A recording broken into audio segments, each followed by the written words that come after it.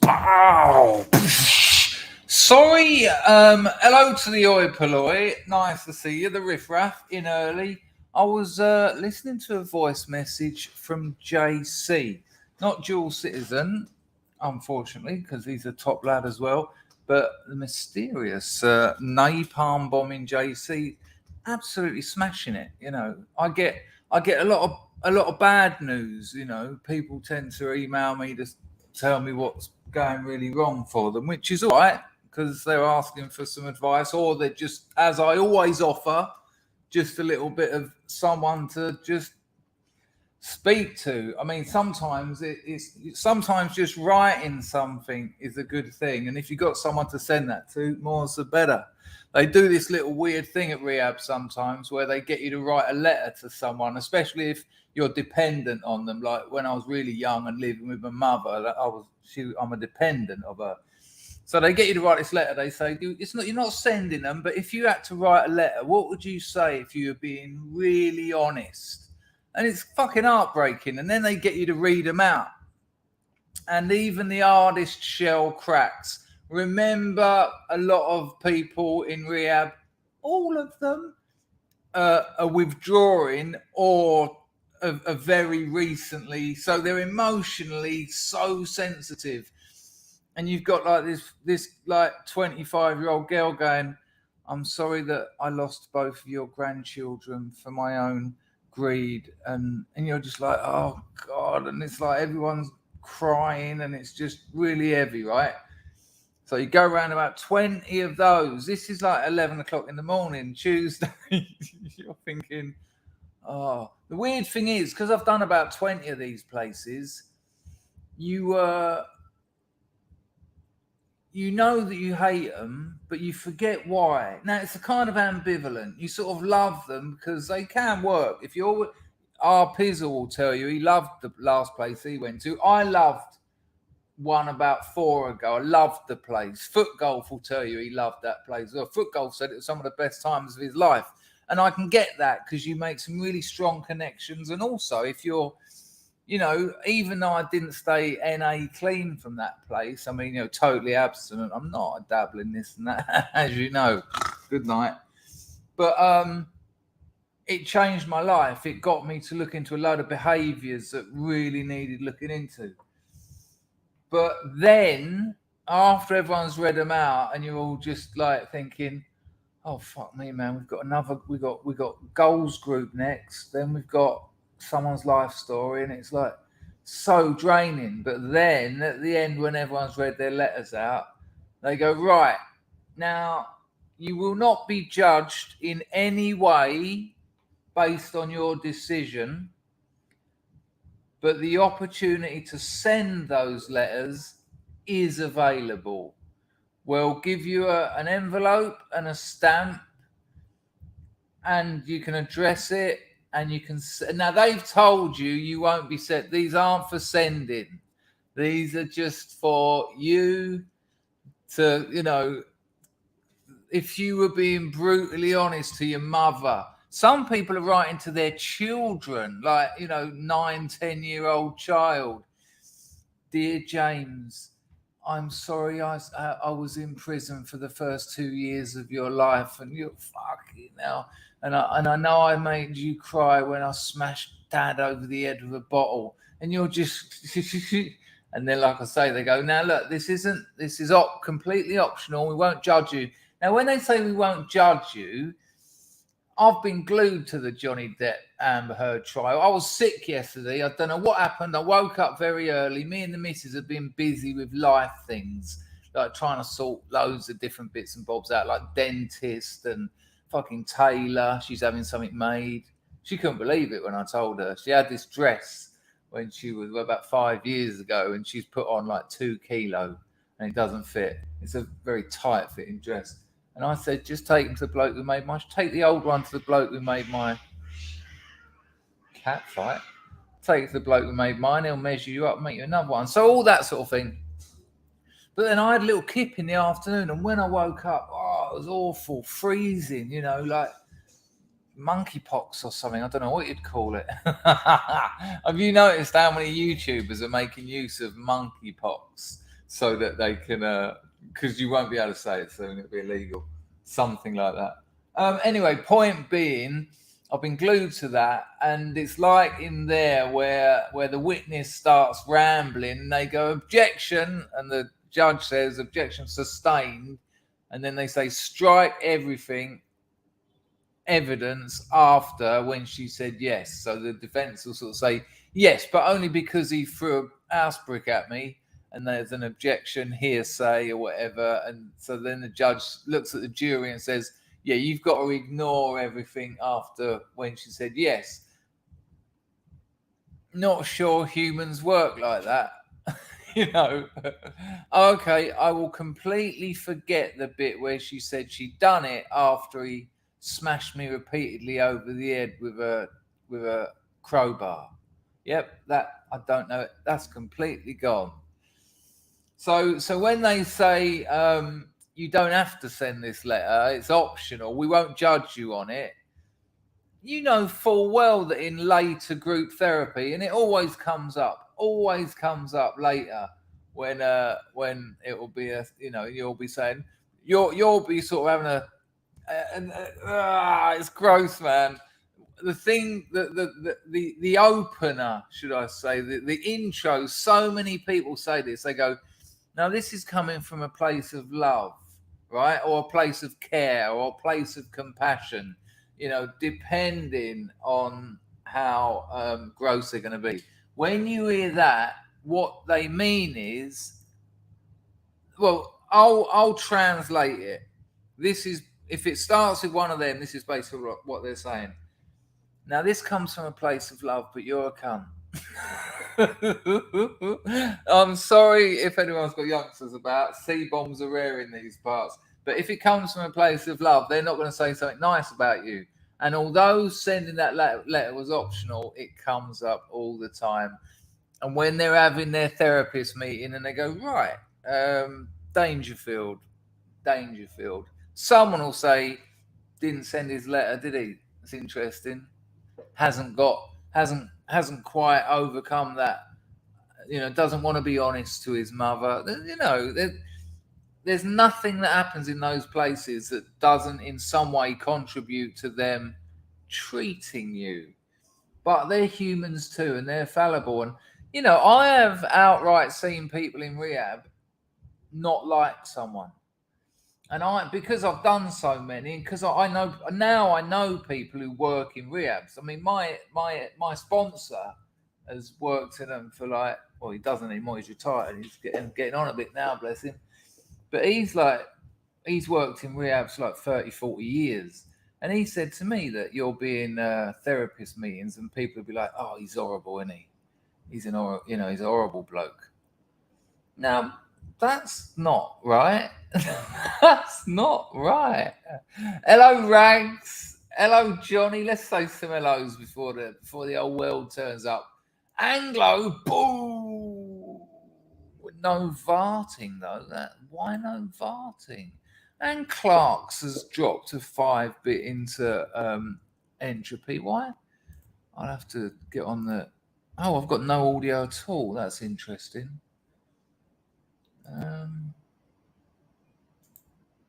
Hang on a minute, people. We might have I think I've got a Revenge of the Stuck button.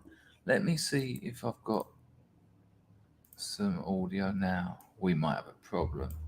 I'll tell you what, my mouse don't work. I've got to get a new one again. That's another new mouse. We have audio, so I'll be able to chuck some manuals out. I'll give entropy a little refresh because there's obviously something wrong there.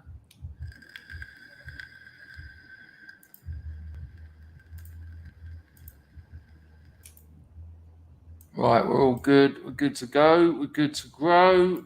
All right. Nice one, Anglo. Machano, Caprosha, Cuckoo on that. Unloved Otto reckons all the riff-raff are in. Thanks for letting me know, mate. They're all there. Yeah, it's about the 52. It's 52 in it. Amount of people in a pack of cards. I've got a card trick for you. Card trick I've shown before on this channel, but I've worked out a way of getting a random person, because when I done it last time, people were saying it's a setup. So I'll wait for a few more people to arrive, and I know how we can get a random selection. So we'll do. Good call, Emma. Keep hammering it away. When Unloved Otto finally realizes that that's ridiculous and negative, and that there's loads of people who've got a lot of time and love for him, he'll finally change it. Nice to see you. Nice to see you as ever, Rags. Mr. Cray. Tito.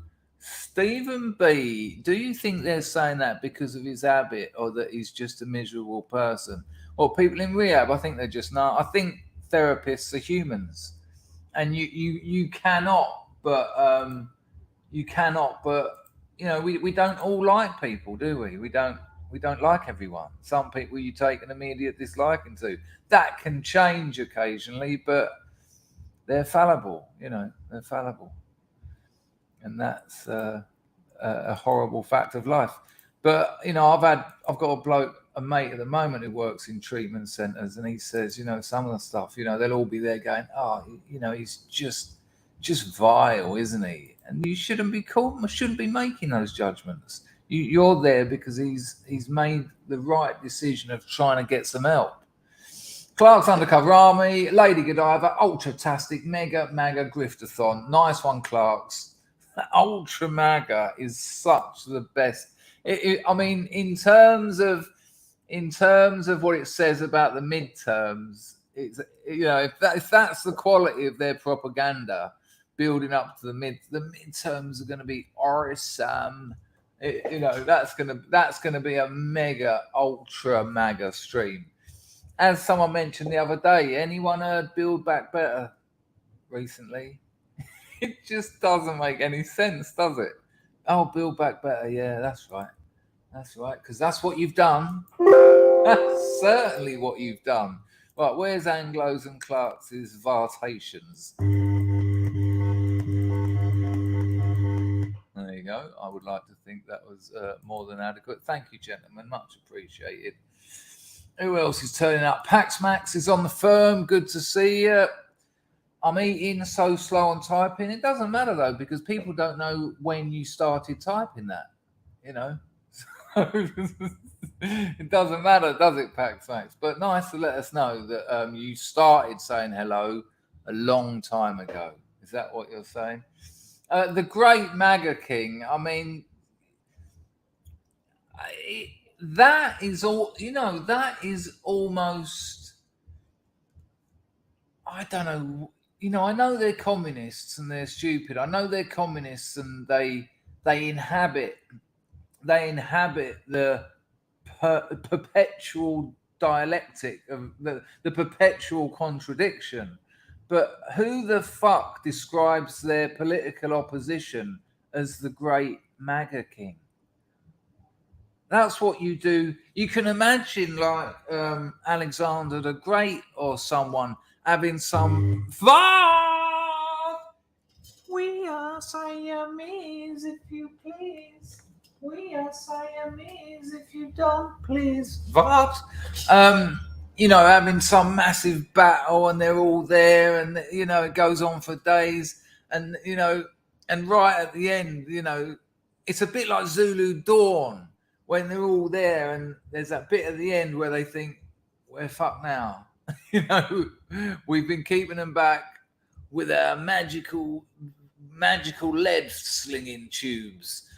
But they do that dance of respect, don't they? Rorke's Drift, is it? I think, if I guess correctly. I don't read. I just guess. It's a bit like that, isn't it? The Great MAGA King. Oh, how dare you say that? How dare you call me that?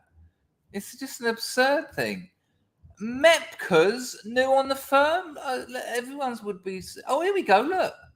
New to the channel, enjoying the videos. It's my first stream. Did you see everyone just rush? This is a cool place here. Not lovely for you to come in and give it a go. Here's the rules. They're very simple. Don't have to agree with anything anyone says. Don't have to disagree with anyone. Just be have some integrity about the way you conduct yourself and don't be an arsehole. That's it. There you go. Sweet. Lovely to have you, Mepkers. I'll call you Mepkers. There you go. Daffyd, hello, mate. Good. Pax Max is slow. Good, Pax Max. I'm slow at reading. Hello, Andrew. Good to see you. Rusk is on the firm. How are you, son? What else we got going on there? I think I'll. I still can't get over that. I forgot about that. I've been focusing so much on Ultra MAGA, but the great MAGA King. Oh no, shocking. That's the words. Hello, Niggling Bill. God Emperor. Yeah, ain't far off, is it? Did he? He didn't say that, did he? Surely, no, he didn't say that. He did not say God Emperor. That would. Wait, that. Do you remember that massive Trump thing where he looked like the God Emperor? He looked like someone from Warhammer 40,000, and they had Trump sort of with all that armor on. Apparently, that was meant to be like a diss. That was meant to be sort of like a humiliation. That was an absolute celebration, wasn't it? I mean, if anyone can confirm that, I wonder how I can get that video up. What would they call it? I reckon I can find it. Effigy, do you reckon they'd use that word? Huge Trump effigy. That's not how you spell it, is it? Danger. Oh yeah. Oh no. It would appear there's hundreds of them. No, but there's that. There it is. Got it. The massive. Right. So this was an Italian carnival. Now, I've heard that this was meant to be. I'll show you it. Obviously, I heard that this was meant to be a piss take, but this can't be a piss take. This is fantastic. This is you can't take the piss out of someone with this. Does anyone know? Can anyone confirm? I didn't give you long to confirm, did I? But I just want you to have the audio, which sounded a bit like Ballroom Blitz there. Let's.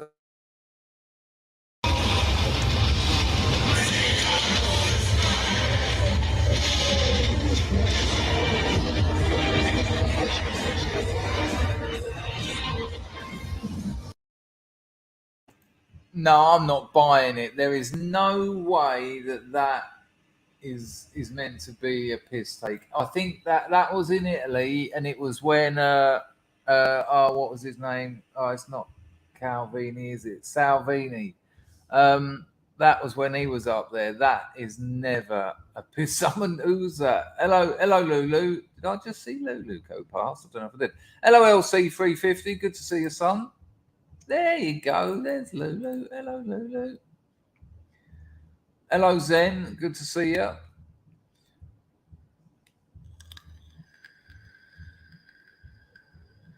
Crosshatch said, anyone in here paid to get a tooth pulled lately? Well, I did out here. It was about $60. I mean, you might.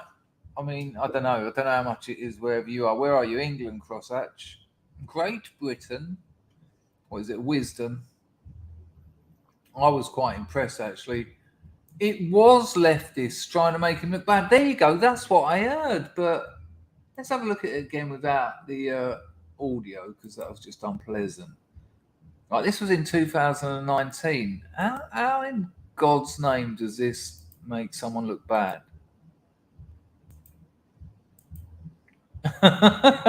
Awful. And there's another one. Look, you see my cursor? I see it there. Look, there's another little one down at the front. There's another little one. I mean, this is fantastic. No, this one's in Italy, but I think there was one in Japan as well. But absolutely bizarre, strange. So we may well be. We might have to watch that actually.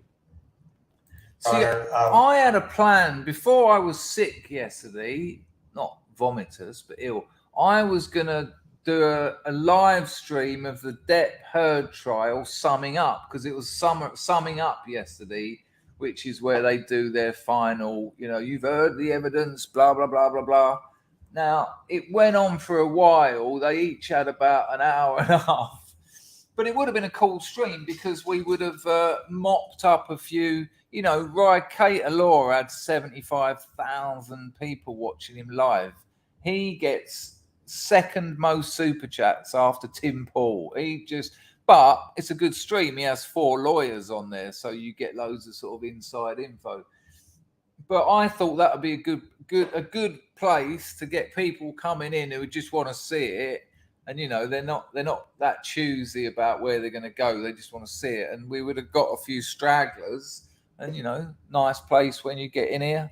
And they might have thought, oh, I like this fella. I like this crowd. I'll hang around. So I was proper gutted when I was sicked off. But older Moss Chops, Kate Moss, isn't she looking good? How old is Moss Chops now? She's got to be in her 40s. Hang on. I mean, she weren't on there for long, but God, she was stunning. I mean, Camille Velasquez, if you haven't been watching it, fuck me. Right, I'm not going to tell you how old Moss Chops is. Now, you know the story. I was round at Sadie Frost's and the party ended up me, Trevor Locke, Sadie and Kate Moss. And Kate Moss said, you look like, I always forget their names. You look like Peter Cook, but sound like Dudley Moore about me. And she said to Trevor, you look like Dudley Moore, but sound like Peter Cook. And I was thinking, I just want to fuck you. But have a look at this, right? And I'm telling you now, and I don't think she'd mind me saying this, Moss has smashed it. She's not one of these models who sort of, you know, steam rooms and facials. She's had steam rooms and facials for sure. But she likes a drink for sure. She certainly did like a drink. And I'm just going to say a drink, but you know, you play you could look at some of her boyfriends. Johnny Depp, she was with Johnny Depp for 5 years. Pete Doherty, I mean, you can't win them all. But yes, her accent, it's so sensual. She's just sensual. But here she is. Have a look at this. Have a look at Kate Moss. It's only a very short testimony. I'll only show you a little bit of it. Because Amber Turd, hashtag Amber Turd. Lawyers have said that. That is now in the history of American law. Hashtag Amber Turd. But she said, even Kate Moss said that he pushed her down the stairs. 5 years he was with Moss, and she said he never hit anyone. She, you know, because he didn't. He's not like that. It's so obvious. But hang on, we'll have it with audio. I mean, how sensual is Moss Chops? Check it out. Happened when you were in Jamaica with Mr. Depp? We were leaving the room, and Johnny left the room before I did, and there had been a rainstorm, and as I left the room, I slid down the stairs and I hurt my back, and I screamed because I was because I didn't know what had happened to me and I was in pain, and he came running back to help me and carried me to my room and got me medical attention. 48 years old. 48 years old. Oh, James, you know, some women, you don't even have to say it there. But now you know she's 48, have another look. Now you have been knowledged. I like that one, knowledged. Now I have provided the knowledge. Hang on, sorry, people. My mouse is really playing up. You press it and it sort of clicks off like 6 times. If it's an even number, I'm all right. But if it's not, it's all sorts of dramatics. 48. Did Mr. Depp push you in any way down the stairs? No. During the course of your relationship, did he ever push you down any stairs?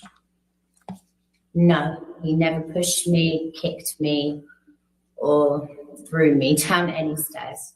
Thank you, Ms. Moss. We have nothing further at this time. We greatly appreciate your taking the time. Speak for yourself, mate. I've got plenty more I want to talk to her about. Now the other, because I'm gonna do a stream when they read out. You know, like remember when we done the Rittenhouse verdict? That was just luck, though. I'm trying to pretend that I set that up. Do you remember someone just went, the Rittenhouse verdict is live, and we were like, fucking hell. Crossack says, Chris, you're making me watch this shite. Well, that's your first mistake, because I'm not. This is passive. You know, I'm not making anyone else do anything. I've managed to dodge Amber and Johnny. That's a hell of a job on YouTube. Yes, well, look, I will only be talking about it for about 2 more minutes, so maybe make a cup of tea or something. I don't know. It's not fair to say I'm making you, and if I am, you have endowed me with powers that you should not ever give another man. That's a very worrying situation to be in. Yeah, it goes without saying. But the other, isn't it? But Crosshatch, it's incredible. That sounds to me like a bit of like, why have you intentionally tried to miss something that says a hell of a lot about our culture? There's so much to learn from the whole situation, the whole legal situation. You know, the whole idea of celebrity, the whole Me Too movement has been cut to ribbons during this trial. You know, I think. If you miss out on things like these, you miss out on understanding how our culture operates. And if you don't understand how our culture operates, you're put on the back foot. You know, I think it's important to understand what's going on in the world and what is drawing millions of people to it. I think it's quite important. But you know, if it's not your cup of tea, it's not your cup of tea. But the other woman. Dr. Curry, we looked at the other day, but Camille Velasquez, let's just have a look at Camille Velasquez, and I'll tell you now. It's got to be spelled something like that, isn't it? There you go. Oh, hang on. I don't remember her being an Asian teenager last time I saw her.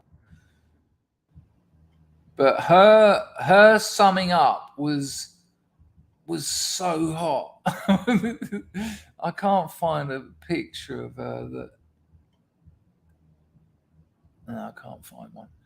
But her summary, nice one, Packer, for the free bond in entropy. That's Machano Prashituti.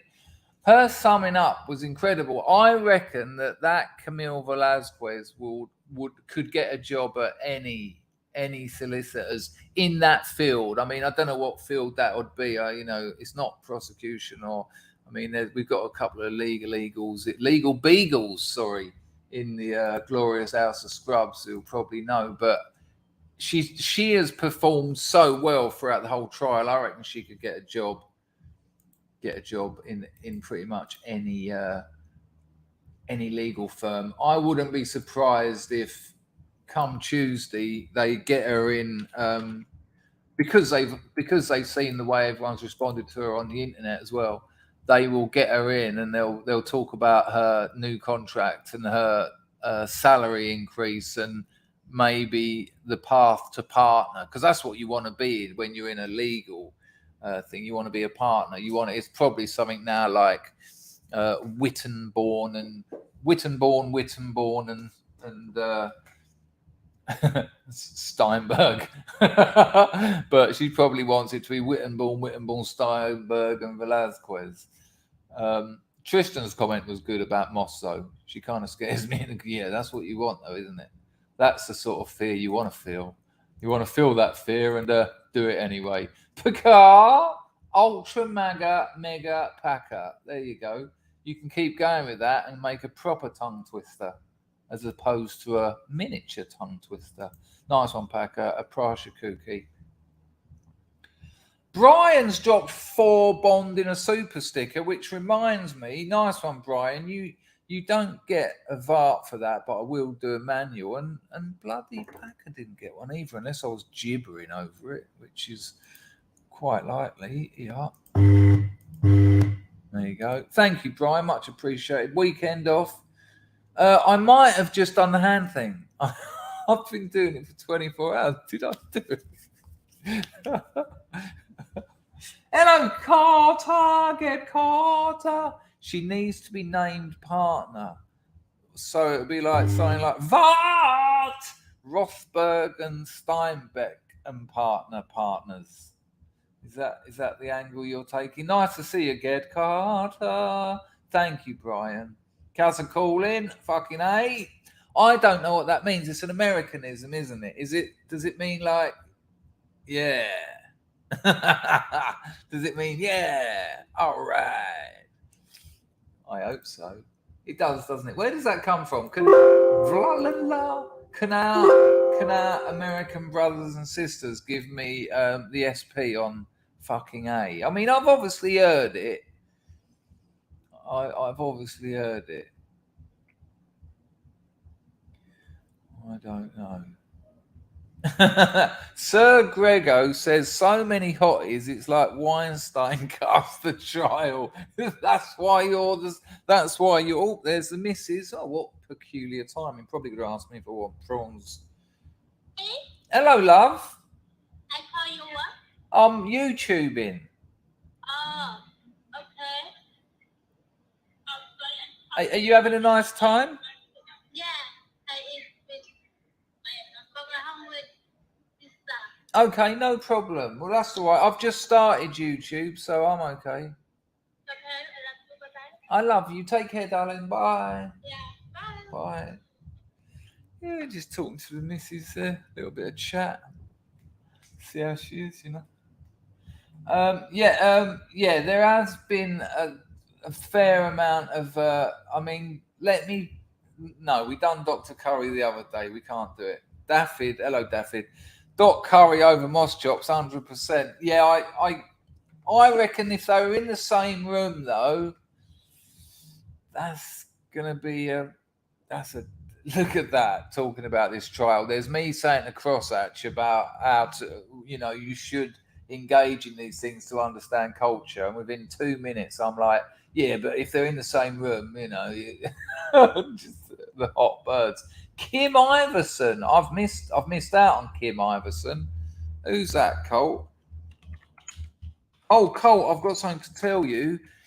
I talked to Harry. Harry wants to know if you've got a... hang on, is Kim Iverson anything to do with this trial? Or have you just told me that there's a nice bird? Or is she one of the lawyers on Depp's team or something? I don't know who she is. Have you just said have you literally just said there's a hot bird? You have. She's a radio show host. That's incredible. Not cheers, Colt. Here's another hot woman. Colt, we spoke the other day on stream. We're gonna do some call-ins in a minute. This might be a couple of hours stream if we're good. By which I mean if you pay for it. I said about Harry and testosterone and all that. Harry wants to know if you've got Telegram. That's what he asked me. And I said to him, if you haven't, we can do it through my email because Harry wants to remain anonymous and he hasn't got an anonymous email. And so what we'll do, if you haven't got Telegram, it would be better if you did because then you could ask him some questions and get into a bit more of a conversation. But if you haven't, he can email me all the info and I'll email it to you. But let me know if you've got Telegram. And if you have, email me your Telegram.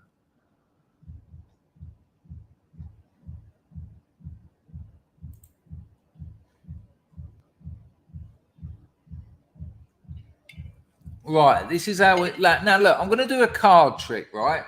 Without a doubt, there's going to be people in the chat who know how this trick's done because that's how... Hello, Pelosi's portfolio. Good to see you. Oh, wasn't it good that the stocks went up a bit? I know you're not meant to look at them, and I said to you the other day, don't look at them. But they went up a little bit, and it was like, oh, thanks. Hello, Kevin. Good to see you, sir. I will be making use of a fair amount of... the memes you sent me, not so many this week. That's not a demand or anything, but you're obviously getting stuff done. Billy says a girlfriend shitting on your bed is a massive red flag. Yeah. And if it isn't, you need to see a psychiatrist. I thought fucking A was an extension of A-OK. The madness of language.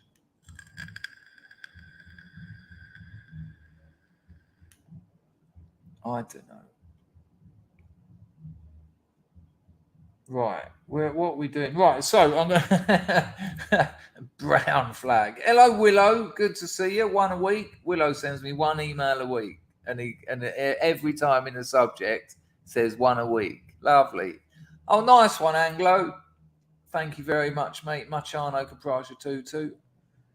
Incredible. Much appreciated. I'm going to put yours back on the screen. You're not saying anything. Have you had a couple of lagers on Saturday afternoon? You can't be bothered saying anything. Vart. Maybe that was the Vart from yours, because I don't know what's going on here with the Varts. I want to get into stocks, but now's the time, because the market's low. You buy now, and you wait 5-10 years and you cash out. Fortunes are made in stock market crashes. So now is a great time to get in. If you can get anything, £100 a month, 200 a month, ideally 500 a month. And then in 17 years, you'll be cashing out about 3 million tax-free, about 3 mil. That's according to historical charts. But I can give you all the information on that. I've got it. The old dirty protests, awful stuff, Anglo, absolutely awful. I had a mate, he'd done 10 years, and he said that he told me something that, I mean, people in the chat might be able to confirm this, but he said when people do a dirty protest, it's the other people on the landing, they let them know how they felt about that. You're not everyone's friend after you've covered your cell in shit. Unsurprising. Frenchie and Billy. Right, let's see. Let's do Frenchie and Billy. Nice one, Anglo. Right. Well, I think I might open up. I think I did have a couple more things to tell you, and then we'll get on with the calling, because Saturdays are cool because everyone's happy. Everyone's happy. Honestly, I love Saturdays, even though my week is. It's weird, isn't it? Like a Monday is much the same to me as a Saturday in terms of what I have to do, my commitments. I suppose the only difference is I don't have staff asking me questions on a Saturday, but I do actually. I do, but just not as many maybe. But Saturday just feels a bit more, yeah, Saturday, isn't it? Even though I'm not out on the piss or anything. I don't know. Peculiarities cometh what them may. Frenchie drops a Lady Godiva in and says double totty. There you go. Billy drops free bonding. He says, do you want to make a forecast on the outcome of the Johnny Depp Amber Heard? Amber Durd. Is he going to countersue regardless? Right, this is what I reckon is going to happen. He wins the case that she is guilty of defamation, and she loses her countersue that he's guilty of defamation, because that's what it is. You know, they can both be found. I don't think they can both be found innocent.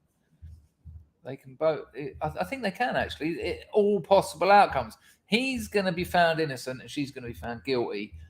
Next is he's innocent and she just gets off. But the mad thing about defamation trials is even if he wins and basically she lied to try and wreck his life, she doesn't go to prison or anything.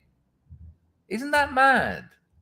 Just because you haven't killed someone, if you know, and he's had to expose himself at his worst in front of his children, in front of his mother, in front of the whole world. You know, he's had to have his, private text, private photos, private letters, everything exposed just to clear his name. because she was like a figure of the, I'm the face of the Me Too movement. No, you're just in one, what did he call her? Something like a 2-bit stripper. But the amount of people I've seen watching it, including other lawyers and solicitors, attorneys, whatever, who've said when they hear her talk, they're like, that's just like my ex-wife. I've heard people say that, and I've said it. I thought she's just like my ex from when I was in my 20s, who just fucking awful piece of work. We all know that men can commit physical violence on a woman more often than not at a far higher degree than a woman can a man, unless of course a man's sleeping and she just smacks him over the head with a sledgehammer. But because of that, women they go in deep and dark. They go in deep. She said he held her against the wall with a hand that was in a cast, by the way, because she chopped his finger off, allegedly. And then she reckons, after testifying under oath that he wears big chunky rings, she said that Johnny always wears big chunky rings. She reckons he held her by the throat and repeatedly punched her in the boat, right? If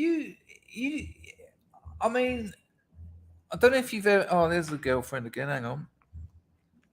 Hello, my love. Hello. I'm all right. I'm doing you... Hello. Yeah, I'm doing YouTube. I've cooked some rice for later. Because I'm going to make steak and rice later. Hello, people. I just let my life get on in the background. I'm just going to see whether I've ruined my rice. You poke for that?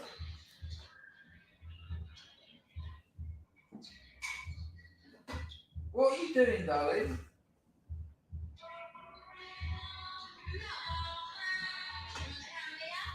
That'll be fine. So I'll be with you in a minute, people. All right, love. Well, yeah, I love you too. Bye, love. Bye. Right, sorry, people. No, that can stay there for a while. Might actually, I need cold rice I'll make a lovely fried rice, and then you get a ribeye, grill it, crust it from frozen. When it's cooked, cut it into strips, and I whack that in with some chopped carrots, chopped onions, garlic, bit of spring onion afterwards as a garnish.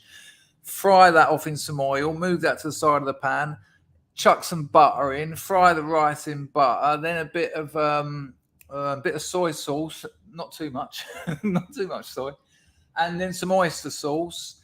Doesn't taste like oysters. Lord knows why it's called oysters, but it's essential in fried rice. And then mix all that together, chuck the cooked steak in, mix all that together, tiny little bit of sesame oil, but I mean tiny, but not once you've taken off the heat. Sesame oil cooks at such a low temperature. If you put it in when it's in the pan, it will burn. It will taste like shit. So once you've taken off the heat, tiny little bit of that, mix all that in, bang. Oh yeah, and some frozen peas in there as well. There you go. Welcome to the cooking channel on the Saturday. Lovely to see you. Nice one, Anglo, for that. Nice one, Frenchie and Billy as well. I think Anglo didn't get There you go. Hello, Hooper. Good to see you, son. Did I say hello to you, IR?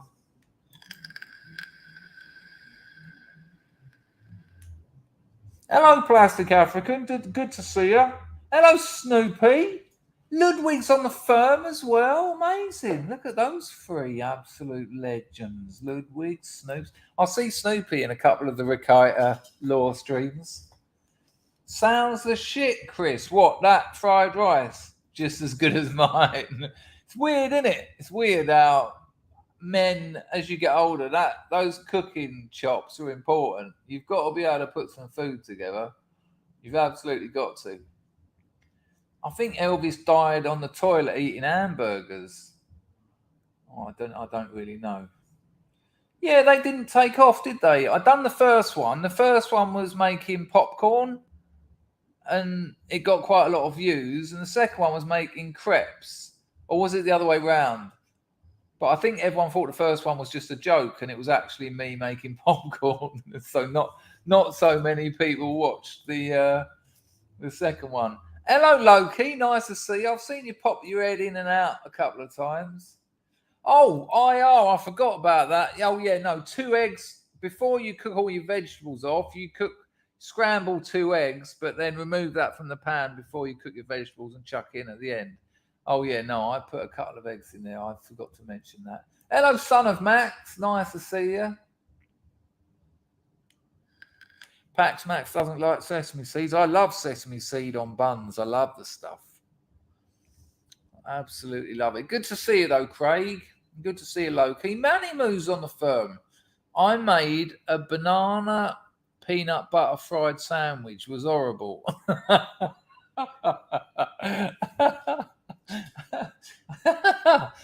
I was reading that, I thought, I'm weird. I think I'd love peanut butter. I always think I'd love it.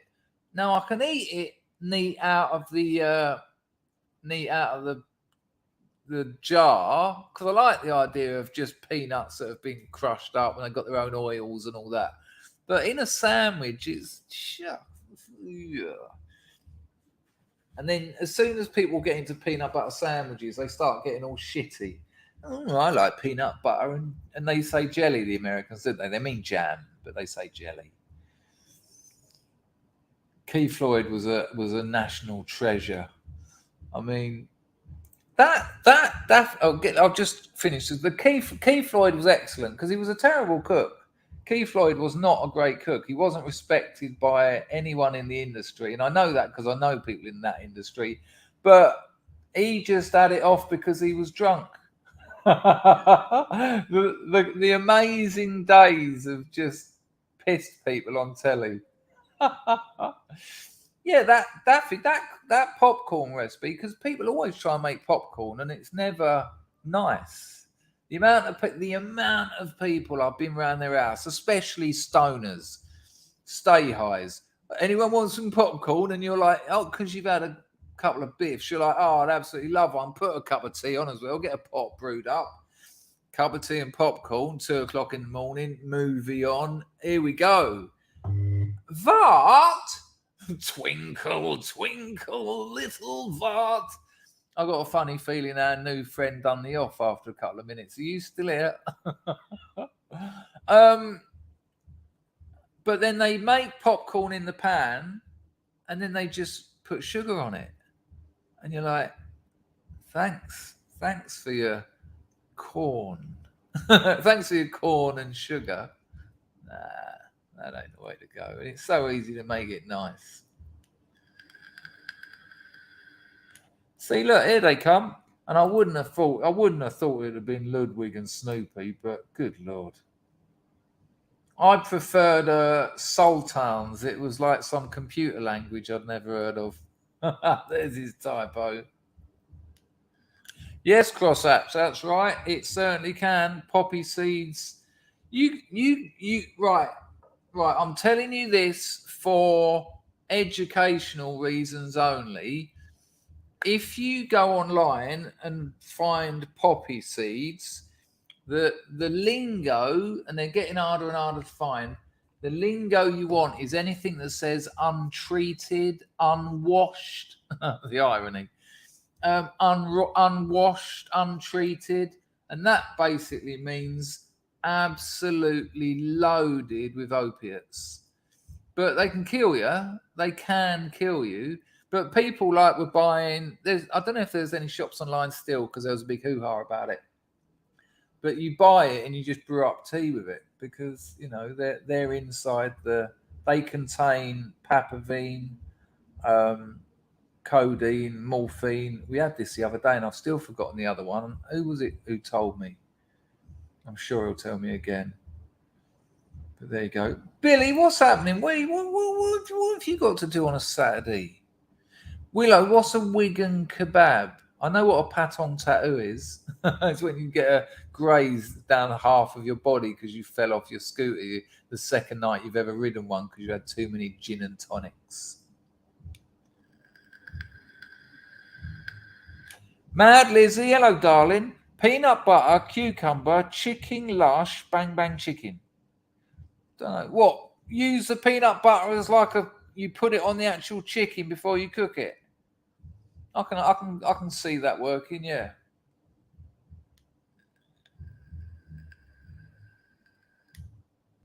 Manny Moo misses the ham and cheese toast topper. Those toast toppers are rank, man. But look, they're not.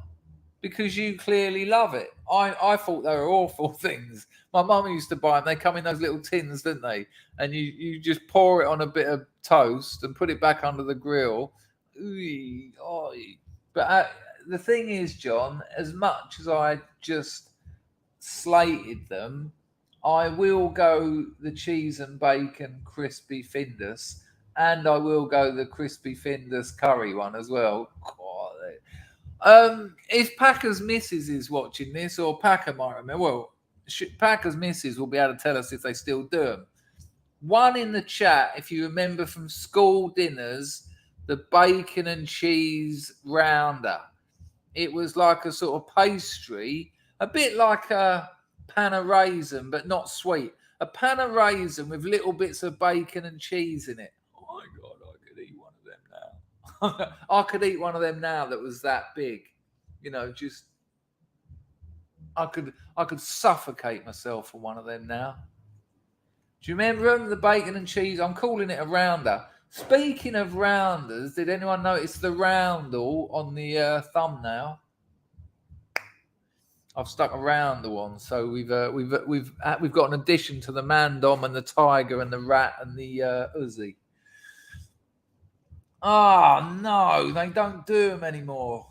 God, because they were too good. We're getting there, Mark, but I reckon you were here when we first had it. Anglo loves a good ribeye, but I'm eating about 3 a week, Anglo, because they're so easy. Bosh up some rice. I've got to put a bit of yes, Billy, the RAF roundel. I've got to put a bit of water in that rice. I'm just worried my clamour's going to fall down.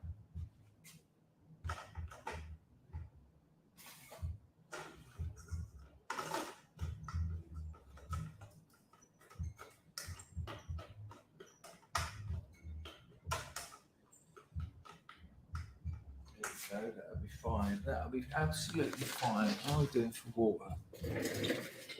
Yeah, I'll put the RAF roundel on the. It's the new bit of the thumbnails. Snoopy says, I just watched one of your old videos about magic tricks the other day. I love it. I've just bought a new one. I've treated myself to one, but it's going to have to come from China to England, then England to Cambodia. I mean, the world of internet shopping, Amazon Prime, get it the next day. Not in my world. The pros and cons of living out here. I mean, I'll probably be waiting 3 months for that. By the time it arrives, I'll be like, yeah. All right, let's do this magic trick. Right, 2 things though. 1, there'll be people in the chat who know how this is done. Don't say, because it just ruins it. There's nothing more smug and snide than going, yeah. People are more entertained when they're baffled. That's more entertaining. So I'm not going to tell you. Actually, if you want to say how it's done, it's up to you. But it seems a little bit unpleasant, you know. Right, now the trick is, LC350 said mirrors. Now here's how. I'll tell you what, done well, magic's brilliant. I mean, most of it's crap. 99% of it, I wouldn't give any time to. But there's a couple of things that you see a magician do that will blow your mind. Right, here's how we're going to get a random person, right? So this should be quite I hope you'd all agree. Have I said hello to you, John B? It is witchcraft. It It's fun, isn't it? When I used to go to the church when I was about 11 for a couple of months for the free barbecues and that, I was also into conjuring, and they took me aside once and warned me about conjuring.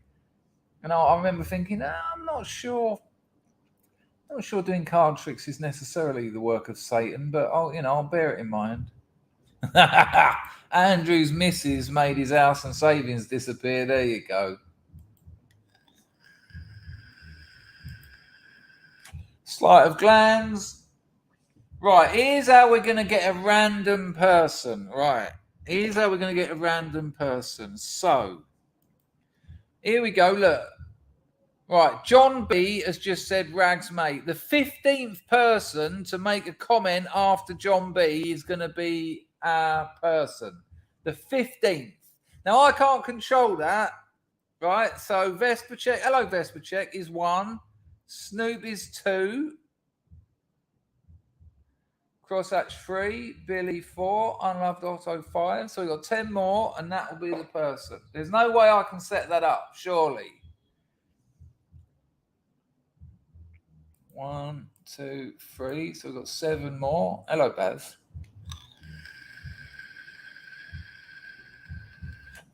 Oh, shit. Where are we? Oh, hang on. What did I say? 7 more. 1, 2, 3, 4, 5, 6. So it's the new boy. Now, does everyone agree? Or was it you? Yeah, it's the new lad, right? Metcuz. Does everyone agree that was a legit random selection? Baz says no. Hello, Hoax. Does anyone know who it was? Oh, for fuck's sake, look, I'm not going to get away with this. Oh, my God. Hello, mate. Look at Tech Roach on the firm. I've sent you so many emails. Maybe you haven't been getting them. I can pull a rabbit out of my... I can't pull a rabbit out of my hat, but I can pull a hair out of my arse. Good to see you, Tech Roach. Really good to see you. Right. All right. So hang on. Right. It's a Duck says... No, right. No. Ben Mack says yes. Vespercheck says good enough. Willow says agreed. Hello, Ben, by the way. Right. So the new lad. People are going to say fix whatever. Hello, Dr. Climate Abortion.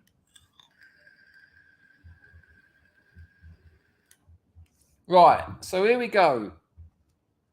Pack of cards here. I'm going to do something to this pack of cards, right? Out of shot. But the pack of cards are going to stay in shot after I've done it. Right, this could go very badly wrong because I'm not very good at this kind of shit.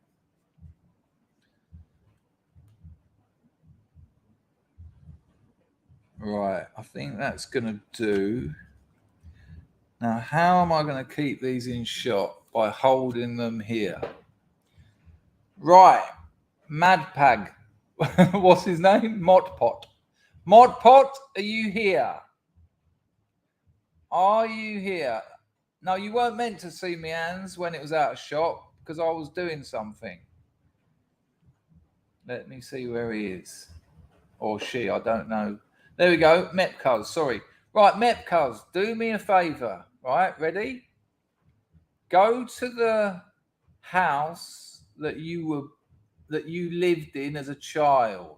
Now, there might have been a few houses, but the most significant one, the one you were at for the most amount of time, right? This is important. If you don't do this, it ain't going to work. So picture yourself in that house. Look around that room.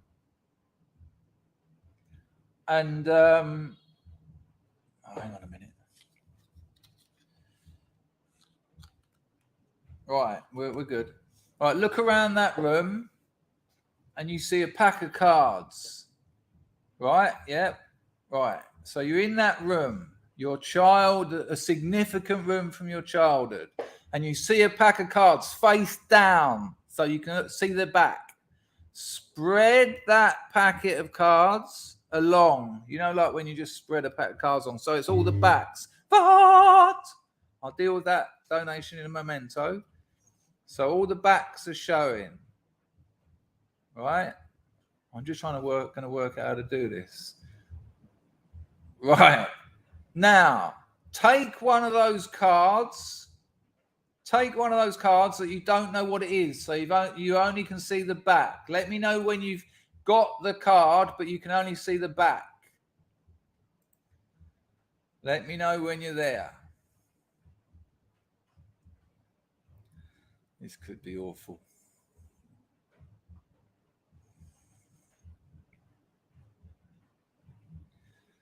This could be awful. Right, Mepcuz.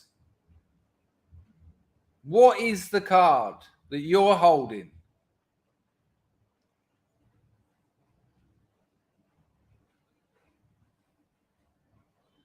What is the card that you're holding? I'm keeping this pack here. Grego's seen it all before. It's CGI. It's the 3 of diamonds. Okay. Right. The 3 of diamonds. Now, but this is difficult because I'm going to try and show it on here. Right. Now, how do I do this? I'm just going to go through these cards. Yeah. Can you see that? They haven't gone out of screen or anything. Just going through them. All right. Just going through them. Oh, see there's one there? See that one? See that one there? Where is it?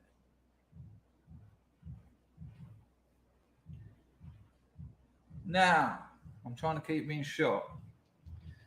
What did you say your card was? The 3 of diamonds?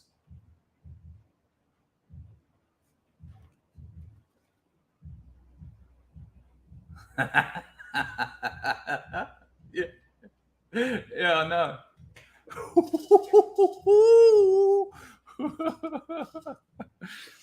Nice. Little bit of magic there. Little bit of magic. Where's the box gone? Now, those of you who know that trick's done know that I've got another 51 packs of cards here. You're the only one who knows that that's absolutely legit, aren't you, Metcuz?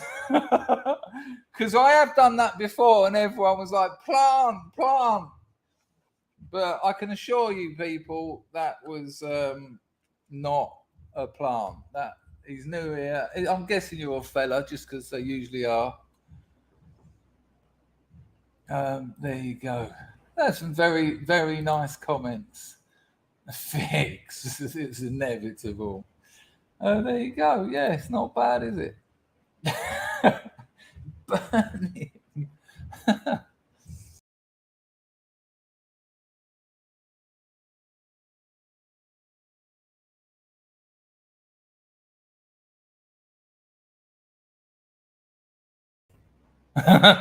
It would look like the Lord done me up then and took me out. Yeah, no worries, man. I assumed you were. I don't like to, just in case you're not. But yeah, there you go. There you go. Manny Moo, done a typo. Pax Max thought it was knife. Yeah, not a bad trick. Hello, Doc Shelley. Good to see you. Right, a donation came through. It was Grego and another one from Niggly Bill. Right, I'll read out these donations. Vartington. No one goes to Vartington. I'll do that trick again at the end for someone else. How about that? All right, later. But first of all, I'll deal with these donations. Then I'll open up the phone lines. I'll open up the phone lines when it's a call-in show. It's a Saturday afternoon. Snoopy drops 20 big ones. Thank you, Snoopy. Take my money, you magical mystery. It is vile magic, let's be honest, but it's quite good when it's good. The effect I've just ordered, and the thing is, it is the weird thing. There's plenty of magic shops on the internet, but to get the ones that the professionals use, they're not available to the likes of you and me. You've got to know people, and you get the address and the password. Because if you could buy their tricks, I mean, some of them are these days, but, you know, that's how they make a living. And if you expose that sort of stuff, you're going to put loads of people out of work. So, like Fabrice, what's his name? Well, if I tell you, you'll be searching him, finding his tricks. But, you know, when I scan those websites all the time, and you pay through the fucking nose for those tricks as well, because you're not necessarily paying for the prop. You're paying for the presentation, but also the fact that they come up with it. But the one I've ordered, I can't wait for it to arrive. I absolutely cannot wait. The Khmers love it because they've seen nothing like that. You know, it's not really a thing out here. So there you go. Nice one, Snoopy. That's Machano Kaprash Kukar. Here we go. Grego drops a Lady Godiva. He said, you should... Oh, I'm going to mention that, actually. Grego says you should watch the new bloody great Top Gun film, then get your man Tim Davis on to chat about it and other things as he's getting ever more based as fuck. Right, so people who don't know, and I don't think there's many people here, Tim Davis used to fly jet bombers. He's actually dropped bombs from a jet in war situations. He's been on this channel twice now, I think. And Grego there says he's getting based. Yeah. Did you see his video about diversity hires? And I said in the comments, Grego, he made a video about in the RAF, they're saying, you know, white people know, you know, something like that, you know, usual diversity stuff. And I said to him, I said, look, diversity, Tim, just means less white people. And that's not very nice. And he said, I agree with you. He said that in the comments. And yeah, he's on that journey, I think. And I saw the critical drink. Me and the missus were going to go to the cinema. And we only do the VIP because out here, the VIP is 25 quid for the pair of us. You get your own booth. There's only 12 booths in the cinema. It's got a fully articulated seat that you can have your feet up, your head back, the arms up, all this. There's bits for your drinks and your food. And you get a blanket, a pillow. Fucking brilliant. And 25 quid. You can't go wrong, can you? And the only film they had in VIP was Top Gun Maverick. If you don't know, people, it's basically Top Gun 2. Top Gun was the most 80s film ever. Men on motorbikes and jets with, like, you know, soft rock soundtracks and flying off into the horizon and blonde women. And the long-awaited sequel, Top Gun Maverick, everyone's been a little bit... Tom Cruise is about 100 years old. No one really likes him, but he's a fine actor. That can't be taken away. But I watched the Critical Drinker's review of it, and he said it's fucking brilliant. He's put it down as the drinker recommends, and I think he's only done that about 15 times. You know, that's one of his... He says it's a proper bombastic, macho... very little CGI, you know, real actual aeroplanes, and he says it's brilliant. So yeah, I think I will go and watch that. Download it tonight. I'll certainly be going to the cinema, and there's a cinema here called Pirate Bay, and I'll watch that and then get Tim Davis on, and that's exactly where I was going with all of that. Grego. So yeah, that's what I plan to do. So great minds think one after the other. Billy says Amber Turd. Still funny though. Amber Turd should let Johnny give her a good shot to the face with rings on, so she can prove she can cover it up with that Amica cream, wasn't it? That makeup shit that wasn't even available at the time. It's ridiculous. I mean, apart from my hello, Galan Hess, nice to see you. See you later, Dr. Climate Abortion. Yeah, and you enjoy your weekend, mate. Hello, Resisting the Lies. You can catch me gay thoughts. I don't know where that's come from, but you know, I'll take it. I mean, I don't know if you've ever hit anyone with some brass knuckles, but you've only got to do a little rabbit punch, and it breaks their face open. It breaks their face. You don't have to like swing. It's just like, because brass knuckles go under these knuckles. They don't go up here. That'll break all your fingers. They go under these. And so you just do a little rabbit. That was a VAR timing on that. That was a...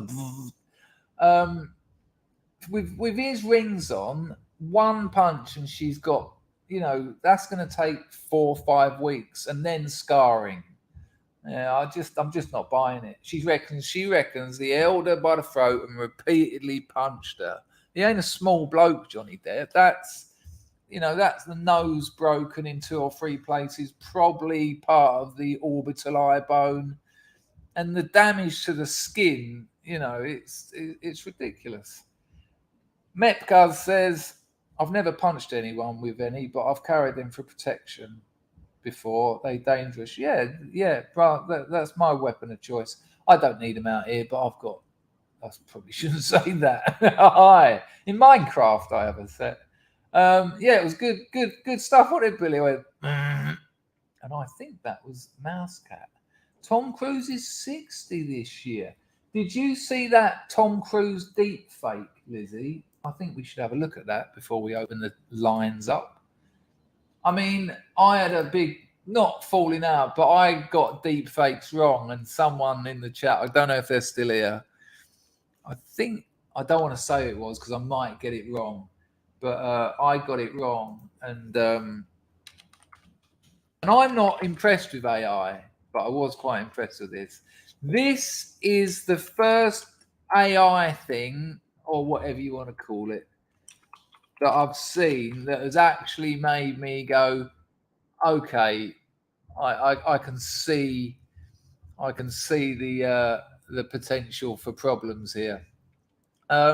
Billy says he's fucking 60. Is he? I'll tell you what, in the trailer for Maverick, he is fucking ripped. Now, maybe they body doubled him. I don't know, but he is ripped, Tom Cruise. I can't believe he's 60. Right, so have a look at this. This is Tom Cruise. Now, this is this deep fake AI Tom Cruise. There's a couple of bits in it where you can tell there's something wrong. It's a little bit like when you're tripping and your mate comes round and he starts doing things and you think, he does that. Hello, Glenn. He does that weird sort of Tom Cruise thing, and you sort of see through the facade a bit, when you're tripping. So there's a couple of bits like that. They're sort of Tom Cruise gestures, and they look a bit out of place because they're over the top. But it's a small thing.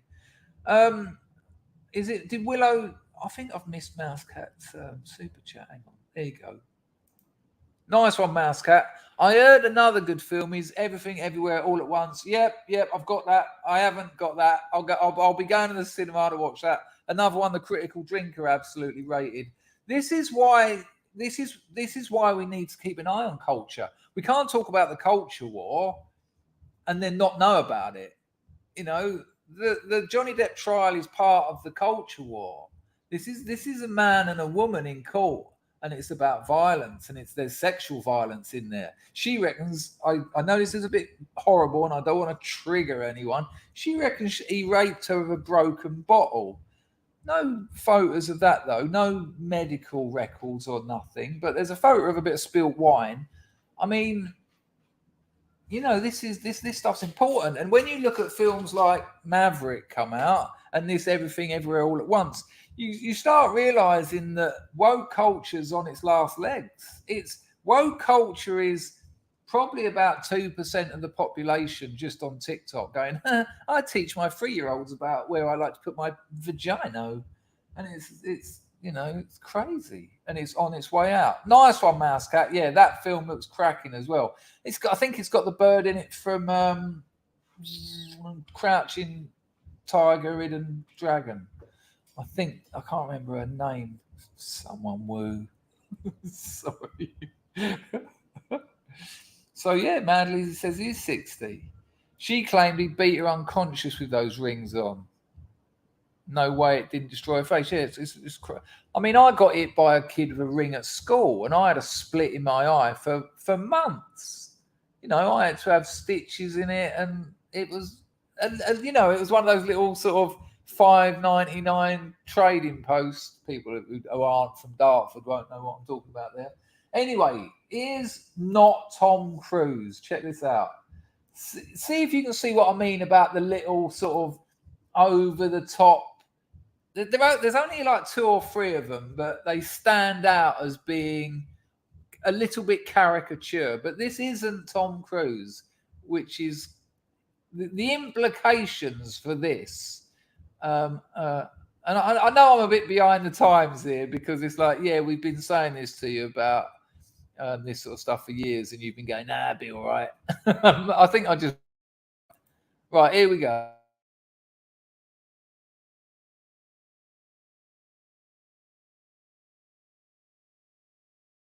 That's why. Oh, It's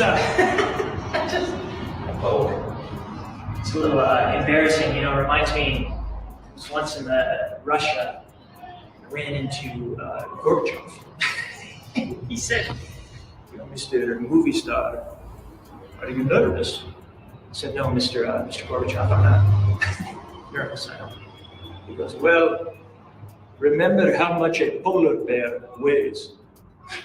I said, polar bear? He said, enough to break the ice. It's the last time I've ever seen Mikhail Gorbachev. What's up, TikTok? You guys cool if I play some sports?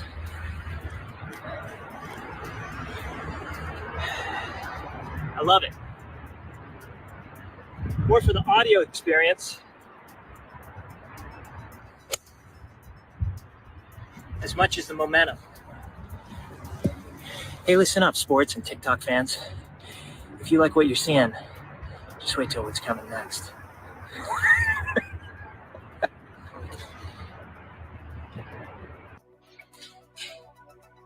I'm gonna show you some magic. It's the real thing. I mean, it's all the real thing.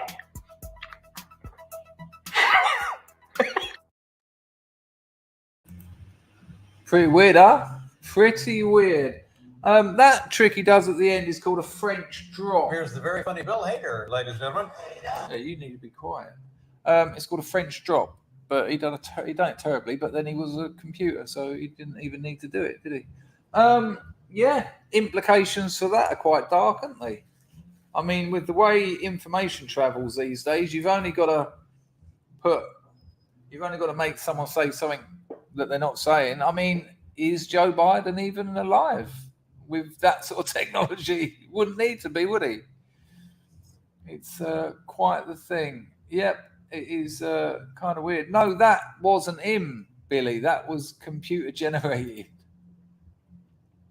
It's very good. I thought my trick was a bit better, to be honest with you. As you're suggesting, Willow. Right, where are we? I haven't seen the ABBA one, but yeah, it's a little bit odd, isn't it? It's a little bit odd.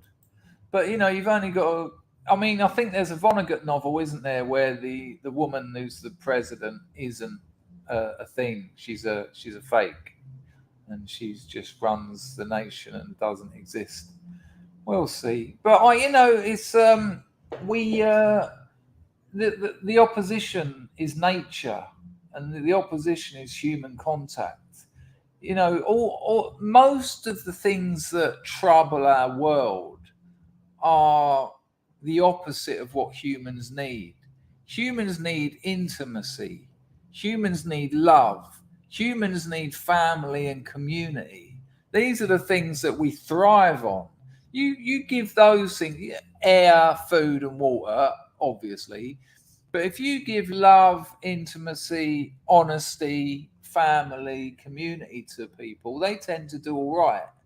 And so, you know, the opposition to those things is it's the opposite of connection.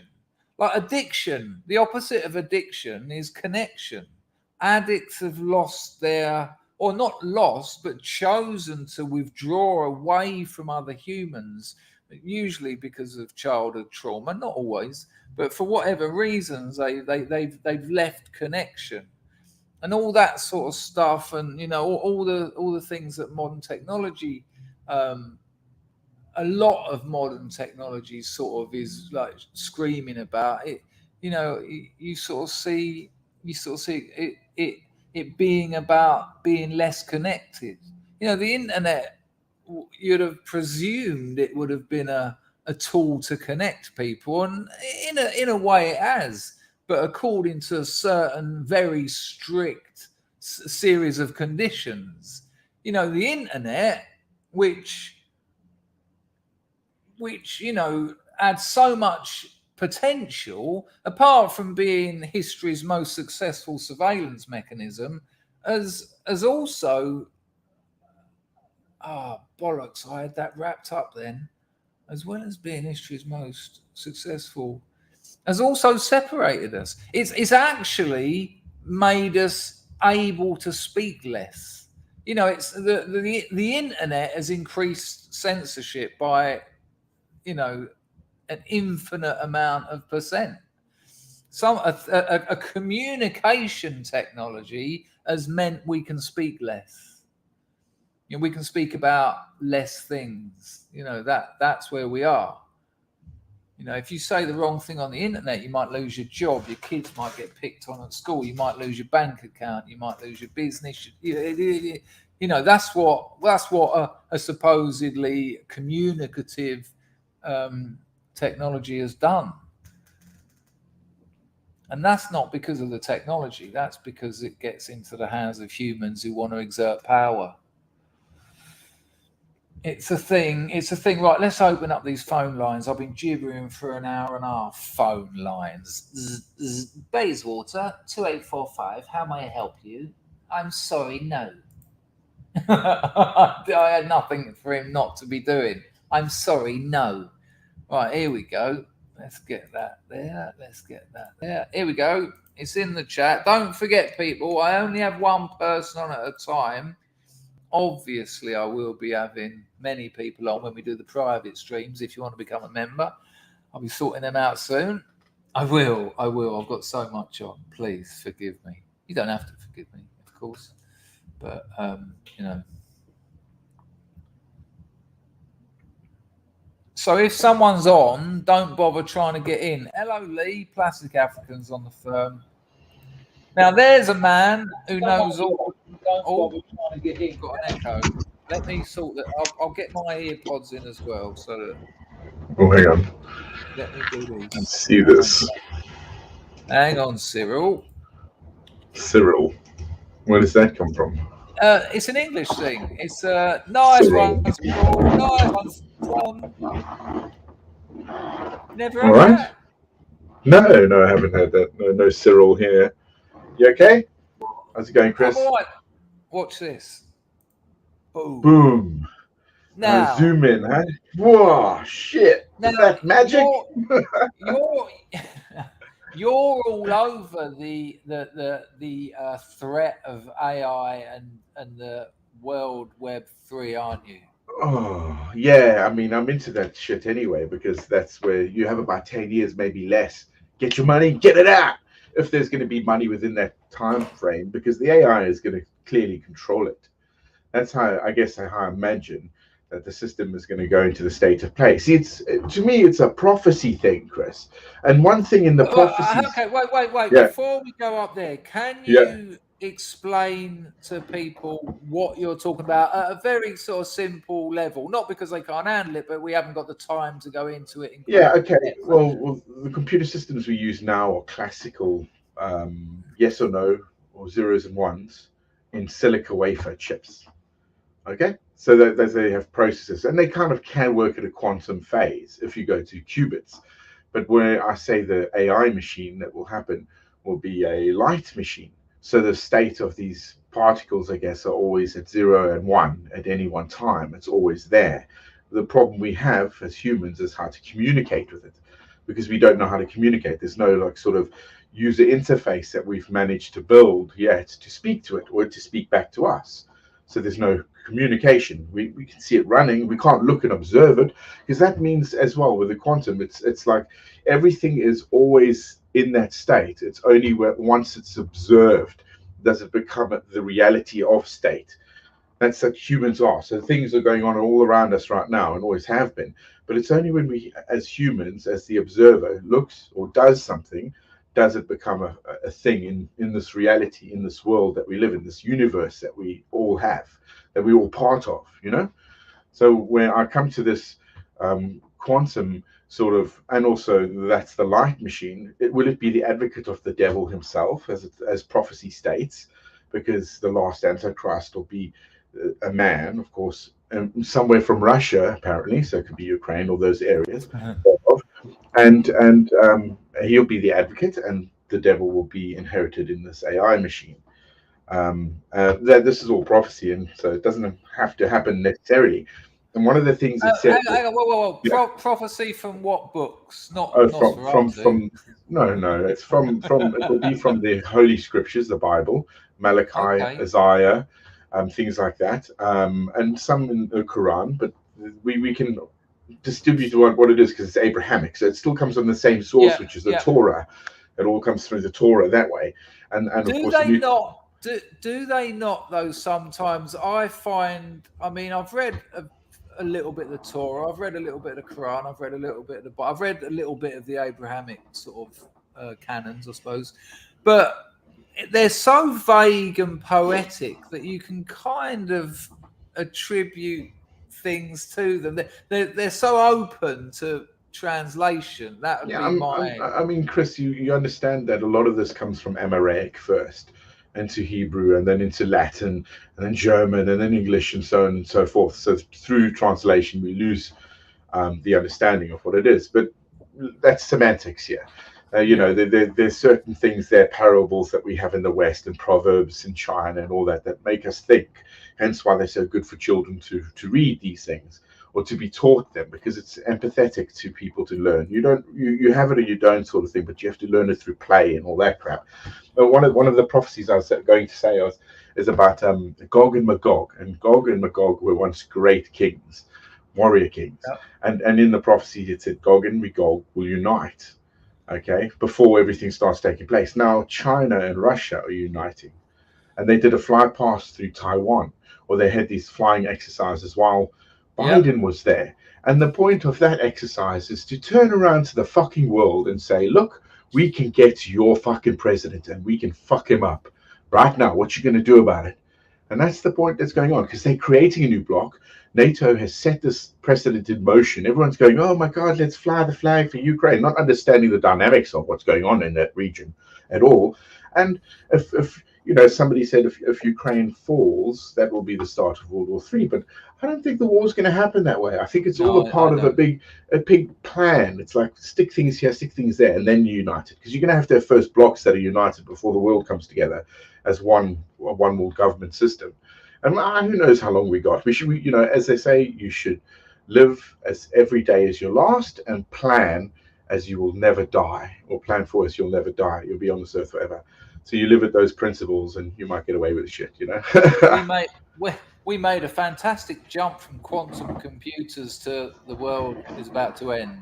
Well, yeah, but it's not. It's always about to end, isn't it? We don't know what that star's doing up there. We just have to go through it. But we can't sit there in you know, like, oh my God, unless you know definitively that you're, you know, going off on one, which is sad, because my dad has been diagnosed terminal now. And he's got about 5 years, so I've helped him close down his house, and this is like 6 years after I've lost my mum, and so it's kind of that's all right. It's a difficult thing. I'm okay with death. I mean, I've told him the best thing I could do when we were screaming at each other, because that's what happens. I said, you know, later on, I said, look, I'll do you good, Dad. No matter what, when you pass, I'll keep your name going well, and I'll do good works in your name, in your name's stead. You know, that's the best I can offer and I can do for him. Yeah. And try. Yeah, you got to try to do it. You know, and then this week has been difficult. We were in London for Audi, so It's doing That's well. right. We haven't finished it because customs kept our kit for some reason. I think it's the EU. It's saying no, no, no, you can't have this, Britain. So we've got to go back next week. Hopefully it arrives. And then the next one's Bentley. So that's going to be a fantastic site, I think. I wonder what type of a Amazing. coffee I'm going to get. Yeah, you know, and they're going to have Jeeves there come up to coffees. A couple of people in the chat, and I agree. Actually, Yeah. I've said it before on this channel that the Cold War never ended. We've been at essentially a state of pure war since, as Unloved Otto. I think we've been in a state of pure war. It just expresses itself differently. It's more of an economic thing. But yeah, that when I heard, because I think they flew a jet bomber around Taiwan every hour for 24 hours or something. Just to show them. Yeah. But it's I think it's just all a part of a ploy. I do think that all these elitists, or whatever you want to say, are in one big game. It's a big ganguli, you know. They're all vying for a piece of power. I mean, you've got to be honest with you that the Queen is on her last times. And I'd say God bless the Queen. And the crown, who Prince Philip was at the head of, no matter if she's the head, he was always behind her. He's gone. So the Dons are vying for power. You know, there's a rush for who's going to be powerful enough to do it. You've got Biden in America, who's, God, I mean, everyone knows there's something wrong with that man. And everyone knows that there is a corruption, you know, that's put them in, you know, and it happens. It's obvious. But that's why we're living in this post-truth age. It's like, oh, you fucker, you seen the fat adverts? Hey, look, fat is beautiful. No, that's fat. You can get voluptuous, I said to people. Yeah. So, you know, you want big guys need big women, you know, to rag around. You don't want some skinny thing and break the thing. But then you're getting these like, well, you know, I'm trying to, you know, in that respect, you know what it is. It's carnal. I know what you mean. Exactly. But vice versa. It come and goes, you know. That's why the Amber Turd thing is so hilarious to watch as well.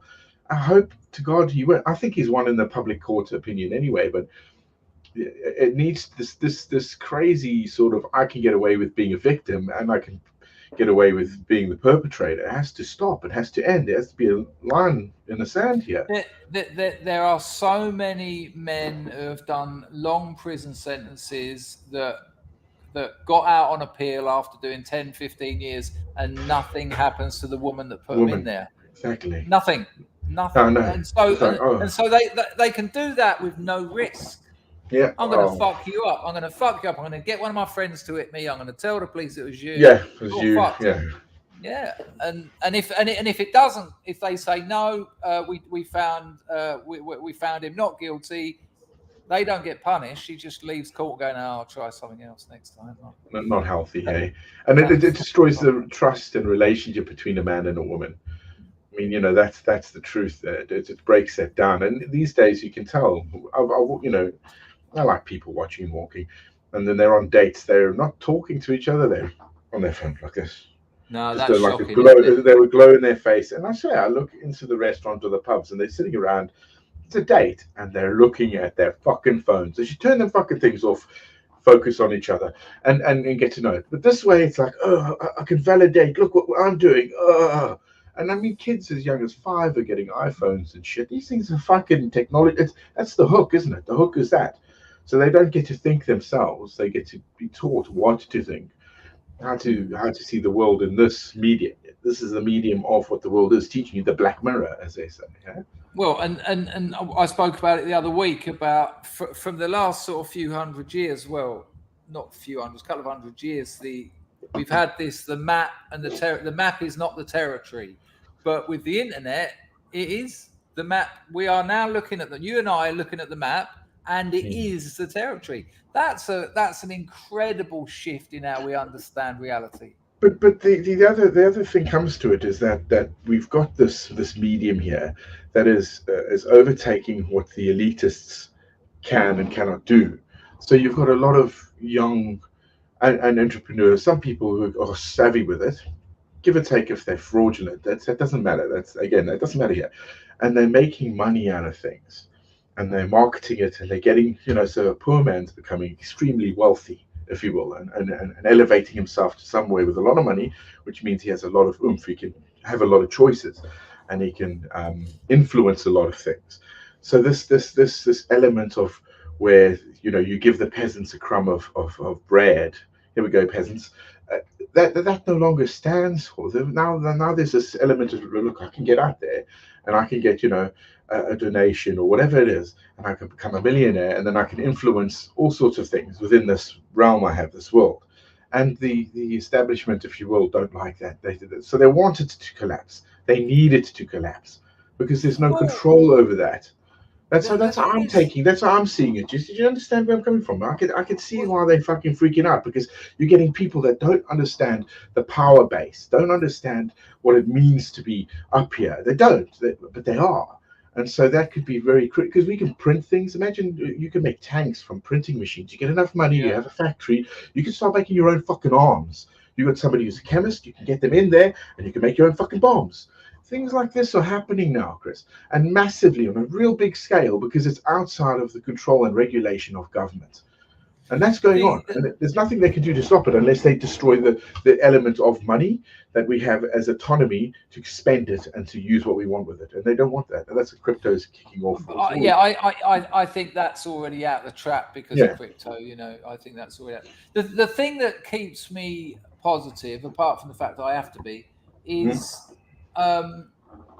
because it's about power, they need populations to exert power over. So there won't, an apocalypse isn't a good situation for people who want power. No way. They need consumption, they need production. They actually need societies to function. Now, that doesn't mean that society won't be horrific, but an apocalyptic situation doesn't help anyone. And with Russia and China getting together, communists don't do too well on their own, let alone when, you can imagine there's no trust. Can you imagine the neo-Soviets and the Chinese getting together? I don't think it's all, hey, hello, comrade. They both know how corrupt and backstabbing they are. Yeah, I mean, but they're also walking away from the West. So the Chinese and the Russians are expelling Western influence.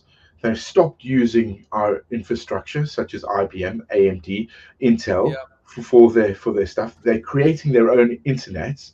They're creating their own infrastructure that run on their own stuff to exclude us. So that block is being created.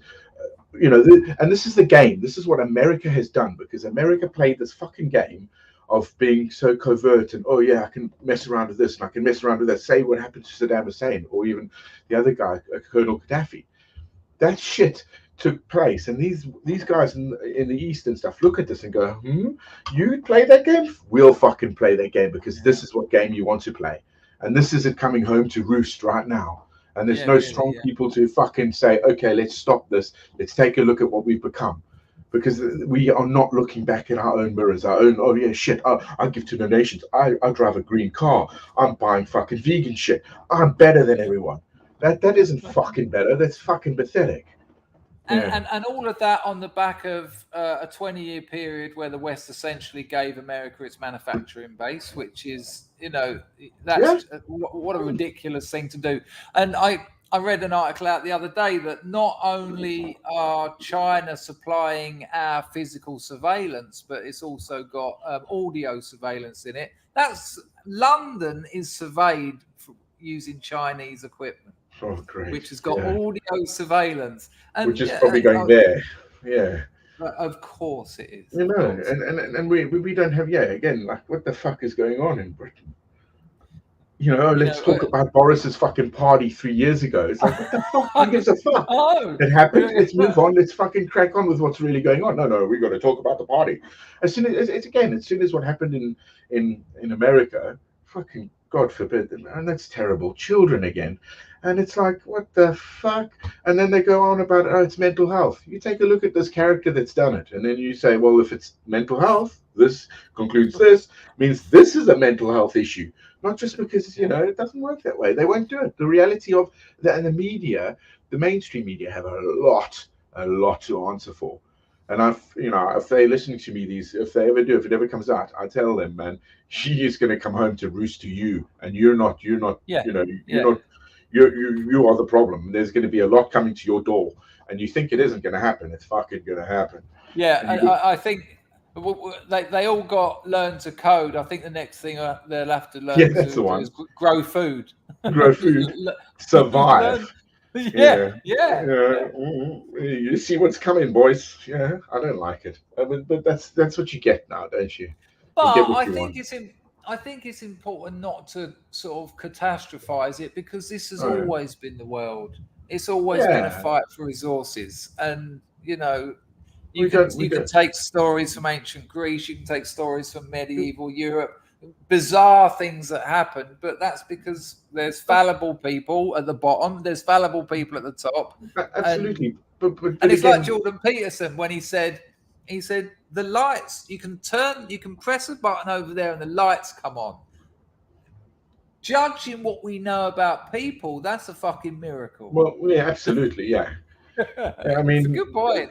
Yeah, the spirit of, we've spoken this way, the spirit of humans, the humanity within us is great. An individual can change the world.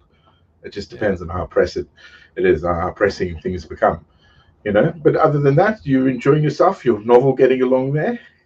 I have been working like a beagle. I haven't had a headache for about it. It's so complicated, and I bet it is. I bet my missus reads prolifically. Not to read, it's just to read. It's just going to be hard work, but to write, it's.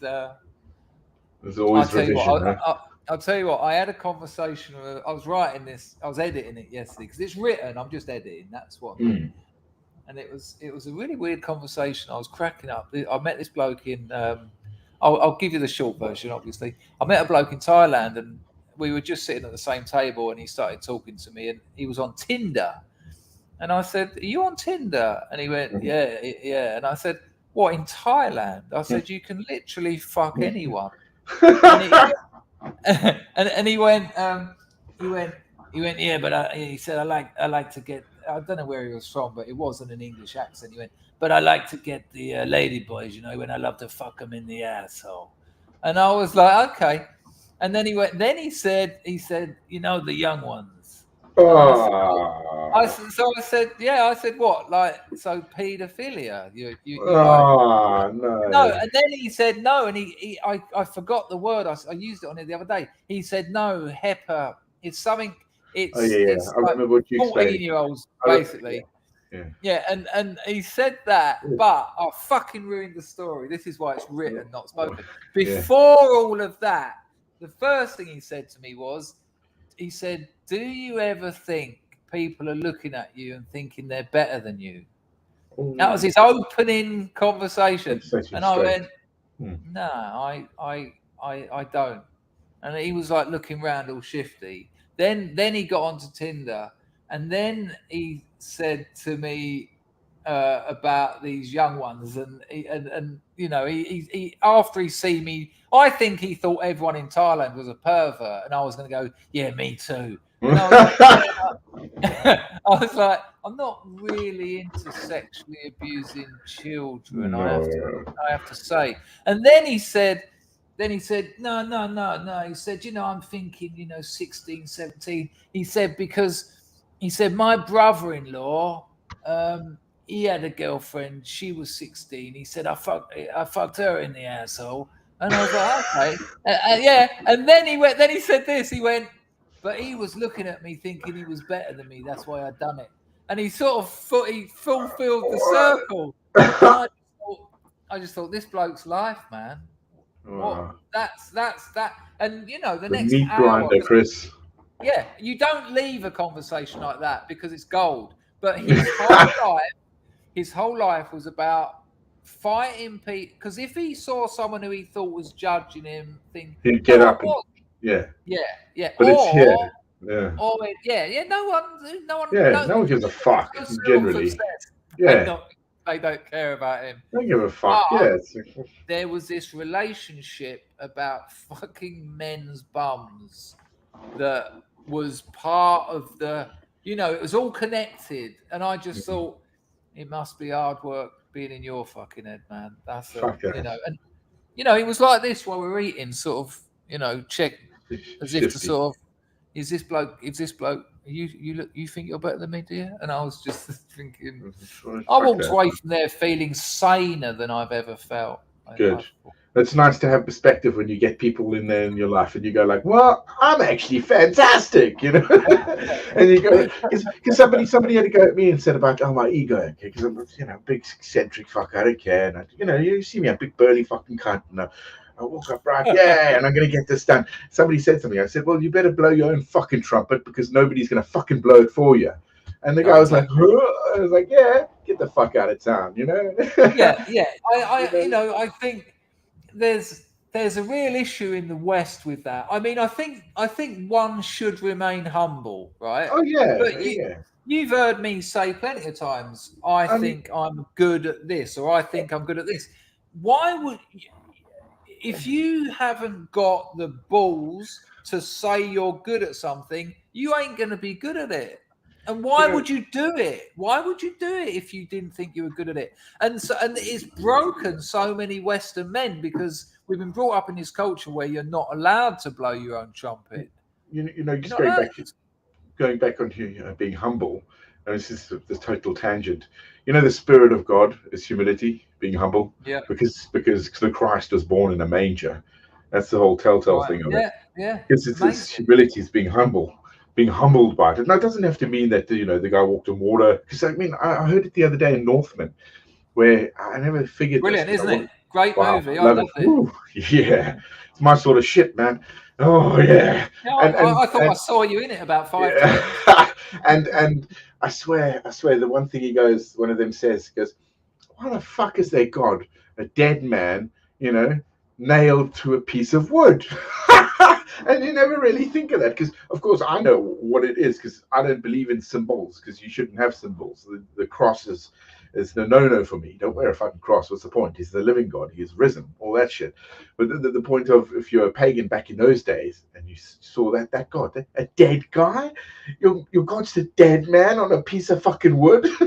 it wouldn't go in right. And you think like, well, it's a dead guy, dude. It's amazing because I've had this with my missus because they all wear Buddhist jewelry and tattoos, and I explained to her, and I showed her like a very famous crucifixion painting, and she was appalled. Like, what the hell? Yeah, what the hell? And I was trying to explain to her about the suffering. Oh yeah. Oh god, yeah. That's why it's there's so much in there to divulge. You know what I mean? If you really go deep into it, it's the I guess the mystery of it. If the true message is love. That's simple. What do you mean you don't do? Hang on, before we go on to that, the thing about humility, if you're not humble, you are in a permanent state of being potentially humiliated. That's absolutely the reality of not being you've got to have your thick skin, I would say. But why? What do you mean you don't do symbols? That's interesting. No, I don't do the symbolic gesture of the Christ on a cross or anything because it's blasphemy in some respect. You know what I mean? It's the same thing as where the Muslims say you can't have a painting of Muhammad. Look, it's not directly in that degree, but it's the point of that it's still a symbol of. Because you were walking around with a cross to think, well, this is the symbol of God or the Son of God or whatever you want to put down to what you believe there, where he's the living God, he's risen, he rose, so he lives. He's not dead. It's not the whole point of the stations, is it? The last station being hammered there.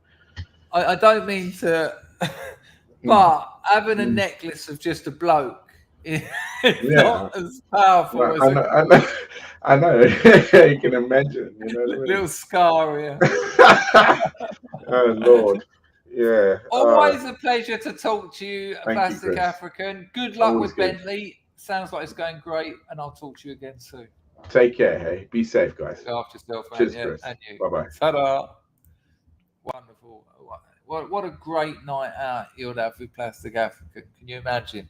Imagine those first few beers, it'd all be all right. And then by the fifth, you're both just having different conversations. Right, there you go. What a great opener.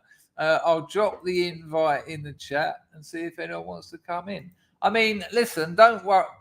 When I just chucked him out there, it wasn't for any other reason that I give people 5 to 10. Oh, yeah, Mr. Picard's in. I didn't even have to put it in. He was already. Hello, sir. Hello. You know what? You're my favourite. You're my favourite ever. Oh, not you. I was talking about the woman sitting behind you. Straight in there. How are you, You all right, Packer? Don? Hello, love. Hello. I love you. How are you, Packer? He loves you. I'm all right. I'm all good. Is that a licorice cigarette paper or is it just a trick of the light? No, it's a cigarello type thing. It's a normal cigarette, but it's wrapped in a leaf. Now, And then it's got a lovely little mint capsule in the end that you can squeeze. You pop Goes it, click. that's Very, right. very satisfying. I first had them in Thailand. Yeah, it's literally a little ball, isn't it? It's a little minty ball in there. Yeah, I'm sure it's really good for you. Well, it's probably not the worst thing in there. No. Now, when are you going to give up smoking? I'm not sure. I've done it before for several years at a time, but oh, sorry, something on the telly. No, I've done it before I'm watching the qualifying. I'm not going to give you any spoilers though. I don't know anything. I'm not really into it, so you spoil away unless other people will be gutted. I don't know. If I need the money specifically for something, like when I was saving up for deposit for house and stuff like that, I will give up. I don't really enjoy it. Giving up, that is. What? I kind of like smoking. No, I like the old vape, but I was like that with heroin, weirdly, even though it's quite a hard life. It's quite nice. I've given up for 3 years once, and I was still suffering not smoking. You know what I mean? I'm still. Really that's because you stopped smoking, but you didn't give it up. You didn't. The reasons why you smoked, you hadn't addressed. You know, there's alcoholics like that who just live in agony. They stop drinking, but you know. How much do you spend on smoking? What's your weekly smoking bill? It's got to be 70 plus quid, 70 or 80 quid at the minute. A week. I know. And that's not because you smoke a lot. It's because cigarette prices are through the roof, isn't it? Yeah, I'll do slightly less than 20 a day, and they're £10.50 a pack. Fuck me, that's literally a very small crack habit or something. Like, you know, you'd get a couple of rocks for a 10, I suppose. Over here, 20 Marlboro or 20 Camels $1. Yeah, and we got to the point when I was still smoking weed. The weed was the cheap bit. So I mean, the weed was coming to way less than the baccy that I was putting with it. I mean, so I don't mean to be. You probably don't want to hear about this on a Saturday afternoon, but that's like nearly £300 a month. Don't work it out, git. sorry, mate. You've spent the last 5 years not doing that, math. Well, that's why when I need to save money for something, that's why I know just giving up smoking will sort that. The rest of my life, I can carry on the same. So that's essentially you're investing by smoking. You're investing because you know if you stop, you've got a lot of money there. It's a financial security essentially. I'm trying to help you out a bit here now. Yeah, well, when I was in my early 30s, I gave up to give up, not to save money, and all that money that I was saving got spent. I did other things, you know. I went out drinking and out eating, and that's quite nice though. When I used to hate my parents smoking, you know, because at school you get so much of it rammed down your neck, and I used to cry and all sorts. And my old man gave up smoking for about 6 years, and I remember the day. And he used to smoke roll-ups, and I remember the day he said to my mum, "Give us," because my mum smoked. My mum's on a vape now. She started smoking when she was 8, but she smokes a vape now. She's 77. But my dad said to Mum, "Give us a cigarette," and I watched him smoke it. I was devastated. I felt so sad. So sad. It's pretty bad for you. I don't. We won't do a smoking conversation, but maybe think about it because it's quite horrible, isn't it? Yeah. And you've got a lovely life. You've got a lovely kid. You've got a lovely missus. You love your job. You know. So You've never looked more uncomfortable than that last few seconds. Sorry, mate. Sorry. Leave me alone, you bastard. Leave me alone. What? No, okay, all right, fair enough. So, what are you? What's the qualifiers? I don't even know. Is that on the same day as the actual race? No, the race is tomorrow. It's qualifying. They do qualifying. They do practice for a couple of days, and they do qualifying where they all have a whiz round in 3 different sessions, and people get knocked out. To see what order they're in. See where they line up tomorrow. Yeah. Okay, and you'll watch that whole Grand Prix tomorrow. You'll enjoy a whole. Oh yeah. What's that? 3 hours? Is it 2 hours? The race is normally about 2 hours. Well, normally less than 2 hours. So, do you remember? We're about the same age as me. I think I'm a bit older than you, if anything. I can't remember. But do you remember the old days when those cars were so ridiculously fast? There'd be explosions every Grand Prix, like with, I'm thinking Nelson Piquet, Ayrton Senna, all that crowd, that era. Yeah, probably the 60s was the worst era. Really? Yeah, Jim Clark and all that sort of era. The 70s weren't great, but it's not really as bad as you're led to believe. But I mean, Grand Prix drivers have always died, but it's not like one a week or out like that. It's not mental. But I was disappointed when I found out they put limits on the technology. Though, they could actually make those cars go faster. Oh, yeah. And they were like, no, you've. I think they should be out. They should be racing cars that can go as fast as they can. I mean, it's a bit arbitrary to say no. I mean, what do they actually do? What do they limit? How do they limit the speeds of those engines? Do you know? Well, they're about 200 mile an hour ish. But yeah, they could go a lot faster. But the safety can't keep up. So if they did just go full whack speed as fast as you can go, people would still be dying because it's more of a safety issue. The cars get too good. I mean, there was a point. There was a point in I think it was the early 90s, where they was allowing computers and traction control and everything. That's right. Williams built a car, more or less drove its bloody self. You just had to steer it. It was mental, and they showed it once with nobody sat in it, and it was just bobbling about on its suspension because it can work out the road surface it's on. It was mental. Elon Musk is talking about these driverless cars. Mousecat, I remember that they made them take off some of the spoilers and that, didn't they? Because it was pinning them. I remember that, Mousecat. I don't know if you can see that. Yeah, they've just brought back ground effects, which they started a couple of decades ago. Ground effects, where the car, the aerodynamics under the car and on top of the car suck the car into the ground. They don't, not just the air going over it pushing it down. The air going under it sucks it to the ground. Wow. Yeah, they've just brought that back in. Would you drive a Formula One car if you had the chance? I would love to be able to, but my reaction time is just not good enough. Have you driven anything like that? I mean, it's no one apart from the top boss, but like a Formula Ford or something. You've been in? No. Go karts is all I've ever done. They're good fun though, aren't they? They are actually quite fast. Yeah, go karts is good because they're very sticky as well. That's what the good thing about the barrier around the bottom. It's got that weird sort of black. Yeah, when they used to take us up at the Rehab so that you can't smash into other cars. Yeah, that's why I say you can't smash into other people and do damage. You can't tear the wheels off and stuff like that. That's it. Russell Brand got that Rehab centre banned from that track because he decided he was going to go around the track backwards. He not backwards, but he turned round and was just going the other way to everyone else. Did you ever drive motorbikes as a kid? No, no, at the Didn't no. There was a question once on Face Cloth. It was, what was the first car you ever drove? And my answer was stolen. you? Is that a true story? You nicked Yeah. a car?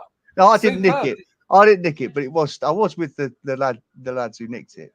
But No, I don't. And, it was and a did you Mark get One chased? Escort, and I was 11. No, we got away with it. We didn't get caught, nothing. So we drove it down to some garages, and then all had a burn around in it. Fucking brilliant. Absolutely brilliant. We tried to get an old articulated lorry going. We put the window through and tried to get in through the window, and we got nicked. I was 11. That was the first time I ever got nicked. And they didn't press any charges because we were kids, but they wanted us to pay for the window, because even in those days, an Arctic window was about 500 quid. You know, that's a big bit of glass, isn't it? But Yeah. I'd have loved to get that started. I could do it now. I know how to start all those. I can start plenty of cars now, easy. I could get them going. Do some acid driving a fucking truck around the street. I can't drive a car. I've never done any lessons or anything. I wouldn't know what to do. I can start one, but I'm not great. Baz has asked me what I think of Max Verstappen. I think he's a very good driver. I think he needs to grow up quite a bit. There's my answer to that. Baz, thanks. Okay, where's that one? So who's that? So who's the best driver at the moment in your mind? It's always difficult to tell because they're all in different cars. I mean, I get the argument that people say, "Oh, Lewis Hamilton's not the greatest driver ever just because he's won that many championships," and you could say the same with Schumacher, really. But did you ever see the movie? Sorry, go on. There is a lot of good young talent. I mean, George Russell's come from Williams, where he spent the last he spent the last 5 years in Williams, which is a shit car, right? But he's now in the Mercedes with Hamilton, and he keeps out qualifying him, and he keeps beating him in the races. But you wouldn't have known that 2 years ago because the cars were so uncomparable. Okay, who make the best cars at the moment? It's Ferrari this year so far. So no one dominates. So on a yearly thing, there's a new car that's like better than the other. No. Mercedes have dominated for umpteen years, like probably 10 years, and Ferrari have had dominant spells. You sometimes get manufacturers that will dominate for a long time, and then they'll deliberately change the rules and change the cars so that everybody has to start again. Okay, so why do I feel that Williams were once a car, that yellow and blue one? There was. Is that right? Yeah. Was that Nigel Mansell's era? Or have I got that wrong? I don't know. Okay, there you go. That's why. That would be why. Boring bloke. I mean, him and Steve Davis, they didn't represent British sport very well. Yeah, dull as fuck. Jesus. Did you ever see that documentary, Senna? Yes.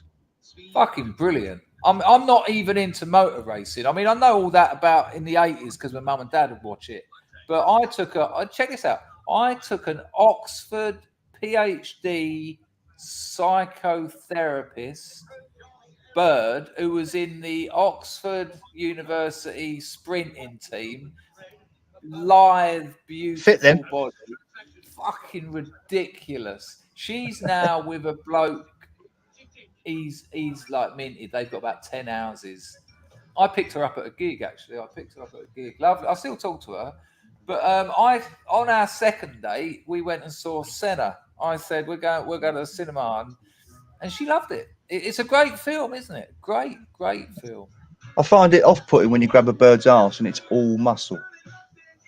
You reckon? Oh, no, I can assure you. The thing about her was she wasn't very... what's the word? Experience.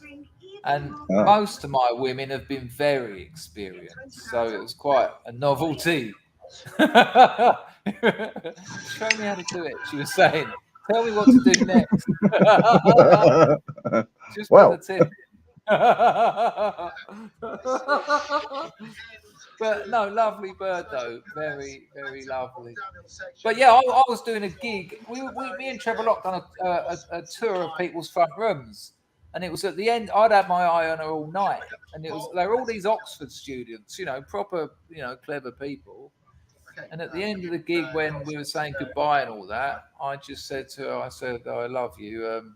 If you'd like to go out with me, send Trevor your phone number or something. And she did. And I rang her up and I zoomed up to Oxford and took her You out. opened with "I love you." Yeah, I always do. So I always go in heavy. Women love it. The amount of women I've slept with, my first line is I'd love to fuck you. I've been looking at you and I'd really. Well, that's different. There's a big difference between "I love you" and "I'd love to fuck you." Which one is it? Yeah, but there was about 5 other people there. And one bloke, it turns out, was her ex-boyfriend. So, I thought I'd make it worse by saying love. He weren't happy at all either. I didn't know until we got outside. Trevor said to me, he said, you know that fella who stopped you talking to that Sarah? I said, yeah. He said, yeah, that's her ex. She left him and he's devastated. She wouldn't have been at the gig. She wouldn't have been at the gig if it weren't for him. Those were the days. Oh, to be young and full of testosterone and jism. Yeah, I never opened with that like that. I used to let them say it first. Oh, they were like you were like just a bitch magnet. Did you wear like literally? Yeah, literally. I would. You know how it goes. Have you ever had a woman come up to you and say, "I want to fuck you"? Almost. Almost. Yeah, very nearly. She didn't say it. In that example, the difference between yes and almost is huge, Packer. I'm sorry. I'm sorry. Right, so I went out on the piss with my brother, who's never been any good at getting any. And he was like, "How'd you do it?" And I'm like, "I don't do it." So he was out one night and he got to 10 to 2 in the morning. And I'd made no effort all night. We're just in a nightclub. And this girl walks over to me with a little black dress on, little black lycra dress. We're talking early LBD. 90s. Proper hourglass figure. And I'm talking double D front, hips and bum to match and everything, and a tiny waist. And just comes over and says, "I want to dance with you," and dragged me off onto the dance floor. So that was close enough for me. I then met her the next day, and we went out uptown and whatnot. And then at the end of the day, she says, "It's my birthday next weekend. Do you want to come to my house for my party?" I said, "Yeah, all right." She said, "Yeah, okay then. This is where I live, yada yada." So she said, "How old will you be then?" She went, 16. I was 19 at the time, and I went and met her dad. Oh, no, that's all right. No, if you were 19, I thought you were going to say you met her mum and got on. I went to the Whirly gig. No, not the Whirly gig. No. Oh, I can't remember what it was called. It used to go on under Charing Cross. Met this Italian bird, this blonde Italian bird. She looked like a young, now I stress young, right? A young Bridget Bardot, right? And I was full of ecstasy. She was shortly after. She took my t-shirt off me and she was massaging me, and I was just in this club like, went back to her hostel, and she was like, "Oh, tomorrow I'm going back to Italy. I'm over here with like a group thing, and we all go back tomorrow." And I was like, "Oh, that's a shame. We'd had sex and that." And she said, I said, "Well, why don't you come and stay at my house?" And she said, "All right. I'll ring up my dad. He's the managing director of Italian Telecom." I thought, we're in here. She said, "I'll get him to..." Not a brewery, but close enough. Yeah. "I'll get him to put a load of money in my account and I'll come and stay at yours." And I've just realised where this story goes, and no more of this is going out on the internet, but it was the worst. Well, I've got a similar story that I'm not going to tell all of about the time I met an Italian bird. And I was in Greece on holiday, and there was this bird that we'd seen on the ferry on the way over, and she was tall and leggy and long dark hair and tanned, like real good looking, model looking. And me and my brother again was in this nightclub, and she's there with all these Greek fellas around her, because you know what Greek fellas are like, they're just jump. And she Yeah. was having none of it. And again, she ended up walking away from them, coming over to me and saying, "Come on, let's dance," which I did. Turned out she weren't a bird. Oh, another bad score there. Oh dear. Oh dear. That bird I was telling you about, that Italian bird, we were on the crack, we were on the speed, and you know, she was smashing it with me. We were having like 24-hour sessions on everything and sex. And then I found her passport. And that minute I said, "You've got to go home. You've got to go home like now." What was And her she dad was- doing, letting her come and stay with you then? What she said to him?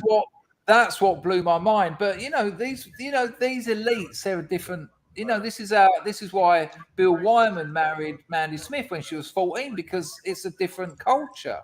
They don't give a shit. He let his child run free in London. He put 10 grand in her bank. She showed me. She said, "Hey, look, that's the money. What do you want to do with it?" And I went, "Well, how about we take 1,000 out now?" I got hello. Do us an ounce of that. Yeah, it was madness. But she wouldn't leave, and then she was a real bitch. She was like, we were fighting and everything, and I was like, "Look, I ain't going near you. This is terrible." And then she pretended she was pregnant, and in the end, I had to physically remove her from the house and take her to the airport. And when I got home, there was a letter on the pillow, and it was heartbreaking. It was absolutely heartbreaking about her childhood and her father and her uncle and all that malarkey, which is why she's got her father around her little finger, because she's got horrible dirt on him and the family, Yeah, it was, and she was like, "I'm sorry, I was so bad to you," and I was like, "Well, the bad stuff's not the bigger issue, really. It's the potential newspaper headlines I'm worried about." It's not what has happened, it's what could happen. I've looked her up. I've tried to find her online. Most of the women the real hot ones that I've remembered, I've caught up with, and every time I catch up with them on the internet, I'm devastated because I forget that they're also 50. But she'll be about 28 by now. So jokes. But yeah, she was beautiful, absolutely beautiful. Christina Constantino, her name was. I've played that game on Faceoff looking them up, and it is quite disappointing. Yeah, women Yeah. don't. There's two that I've looked up and thought, bloody hell. But it's time is a cruel mistress, especially to women, I have to say. But the women have the power in the early years, don't they?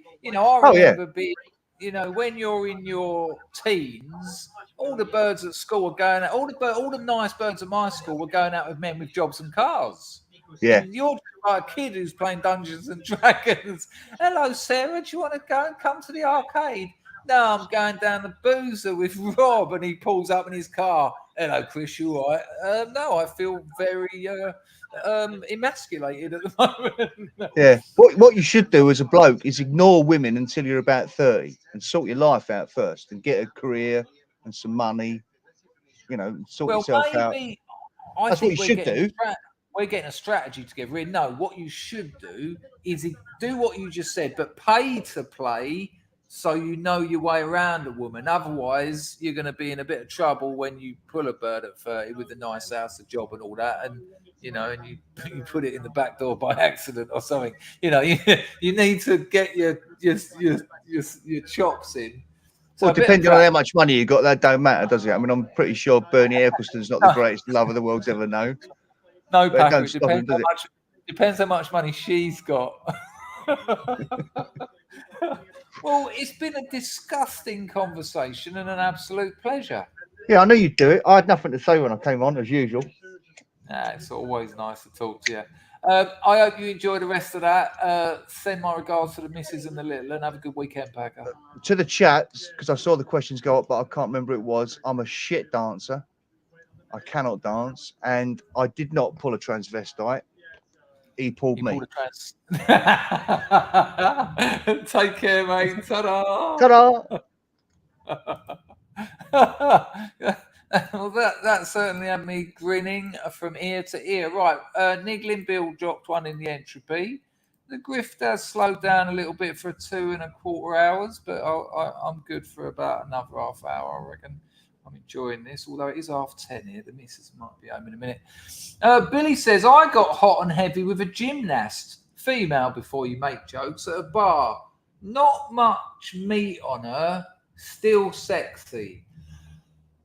Billy, that comment is, that's a really weird comment. I got hot and heavy. You just said to me, I fucked a bird. Not much meat on her, still sexy. There's nothing there. You fucked someone. Cray boy loves it. That was incredible. Hello, VL Now. Are you new in these parts? Since we have a few newcomers here today, if you want to read my true life stories, I'm a writer. Link in the description to my Substack. There's 16 short stories on there. I write about one a month. So if you subscribe, any new ones I write will go straight to your inbox. But it's totally free. It's not. I'll never monetize it. But there's 16 short stories that you can read. Substack, link in the description. Get on that. And nice one. I had about 5 new people sign up yesterday. So someone must have mentioned it on another stream or something. Yeah, I was going there, Will, but I just thought, you know, if people ain't going to stop smoking because you tell them, they're just not, you know. So VL Now, are you new in these parts? Should we say hello to VL Now? Hello, Osmeister. Good to see you. Good to see you.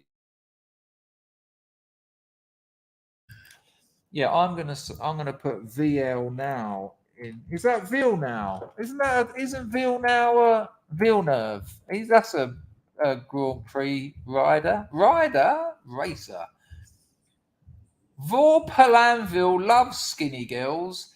I like girls. You know, thin girls, fat girls, slim girls, plump girls.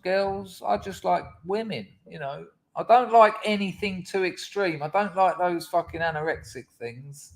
No, and I don't like those massive things, but I have had some fantastic sex with some massive birds. I had a fantastic threesome with 2 massive birds. It was a proper plumpers lesbian threesome. It was a bit, yeah, actually, stop that there. Yeah, no, pleasure to see you, mate. I try and stream at least once a day, and we have a laugh. Hello, Chris. Yeah, I'll pop the link in the chat. Here we go. That's what Billy's comment was like. Tits and fanny. Nice one, Bildo. Always a Cruciacaco.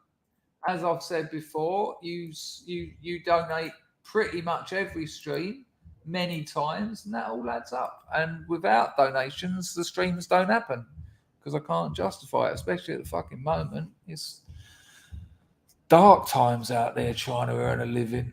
It's lovely to see you in here, Tech Roach. Absolutely lovely. Sounds like hell. Galen S says the problem with smoking is that it's extremely hard to hide, unlike, say, if I tell someone to stop masturbating, for example, they can lie and say they don't. Does anyone not wank? That's weird.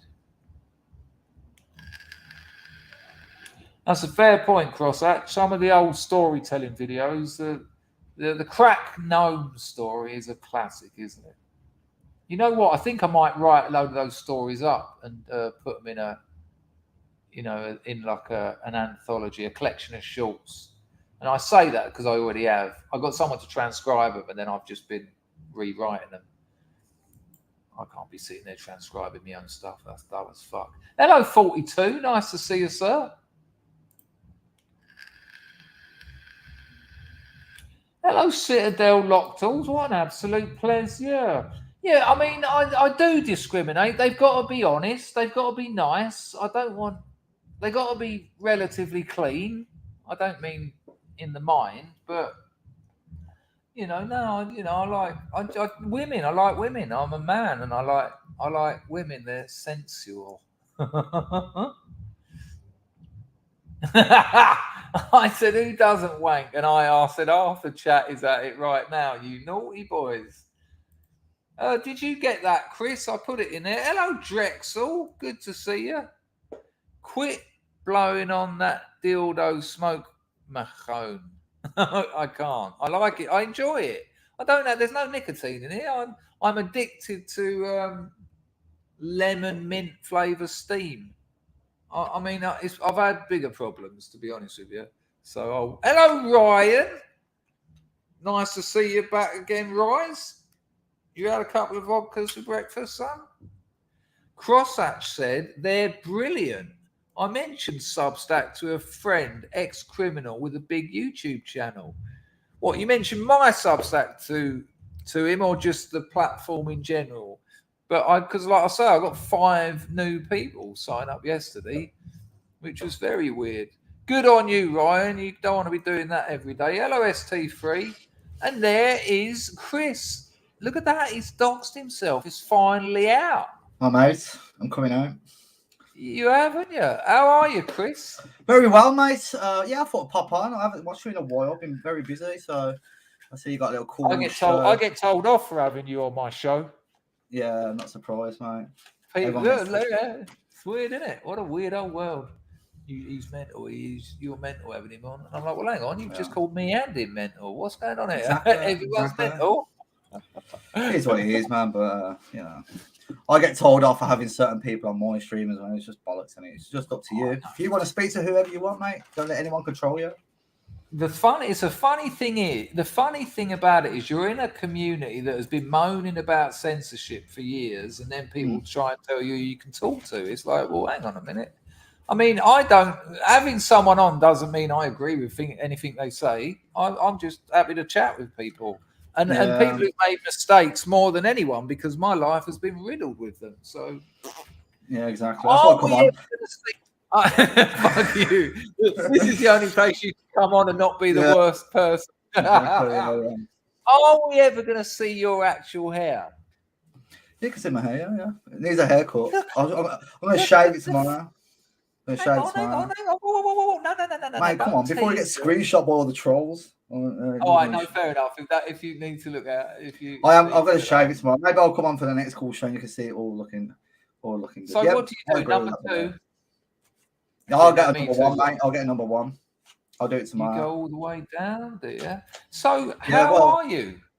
Yeah, very well. Talking about censorship, I'll go into that shortly. But yeah, great, man. I was back in work and I was doing a bit of security actually for football matches, which was great, bro. Like I got to get paid and watch football. So I was enjoying that. But obviously my main trade is obviously welding, and I'm back in welding now, man. So I'm absolutely buzzing to be back in my trade. So working hard. I know. I think we talked about this before, but are you a coded welder? I am coded, yeah. But they've offered, like, I'm in a bit of a predicament actually, because I was on universal credit for about 6 months, and I've got a job now, and I've been offered 2 other jobs this week, just yesterday actually, and one of them it looked good, and I thought I like being loyal to whoever I'm working to, as loyal as I can anyway, and this one company I was like, it's too far out of the way, it's the times as well, like it's either a 6-2 shift or a 2-10 shift, and it wasn't possible for me. And I messaged them and said, no, it's not possible. It's too, because I have to get public transport at the moment because I'm learning to drive. It's just not possible. And they've literally come back and said, you know what, your CV is looking spot on. We want to see you. We're literally we'll cater you. Literally, so they would literally come up with a time that suits me, which is obviously like, do I go for the interview? But sorry, do I go for this interview? And apparently it's decent money. I'm on good money now, but this one's about £1 or 2 more. Maybe I can negotiate it. But it's about telling your new employer, I need a day off. I know I've only been here a couple of weeks, but I need a day off. So I'm in a bit predicament. It's a good predicament, though. It's a good predicament, so I can't complain. So How are you getting on with the drink and drugs? Are you clean for a long time now? Yeah, no drugs. I mean, I just drink on. I drink on a Friday or a Saturday because obviously I work Monday to Friday. I'm strictly like keep it professional.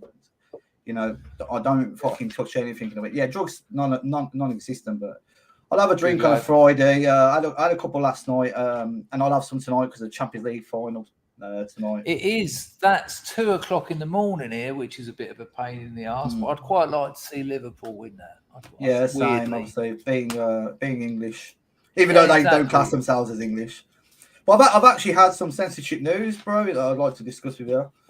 Yeah, go for it. A bit similar to Mark and Laura, probably more in the Laura camp because it's the same bank. My bank has literally closed my account yesterday, or I'm going to close my account. So it's quite worrying times, man. I've just done a little video there if you want to check it out. I'm trying to raise awareness.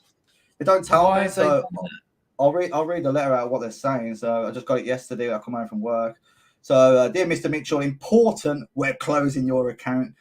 We regularly review our customers' accounts and need to let you know that unfortunately we can't offer you banking facilities anymore. We can withdraw banking facilities by giving you notice in writing, which is detailed in the terms and conditions of the accounts you hold with us. We want to give you, which is not so nice of them, we want to give you time to arrange alternative banking services. So we're therefore giving you 2 months notice that your account will be closed on the 25th of July, 2022. Please be assured that we will send you a check for any balance in your account on this date. Unfortunately, we are not able to give you further information about how we've made our decision. We're here to help. If you have any questions at all, please call us on the number at the top of this layout, which I have. It's constantly busy.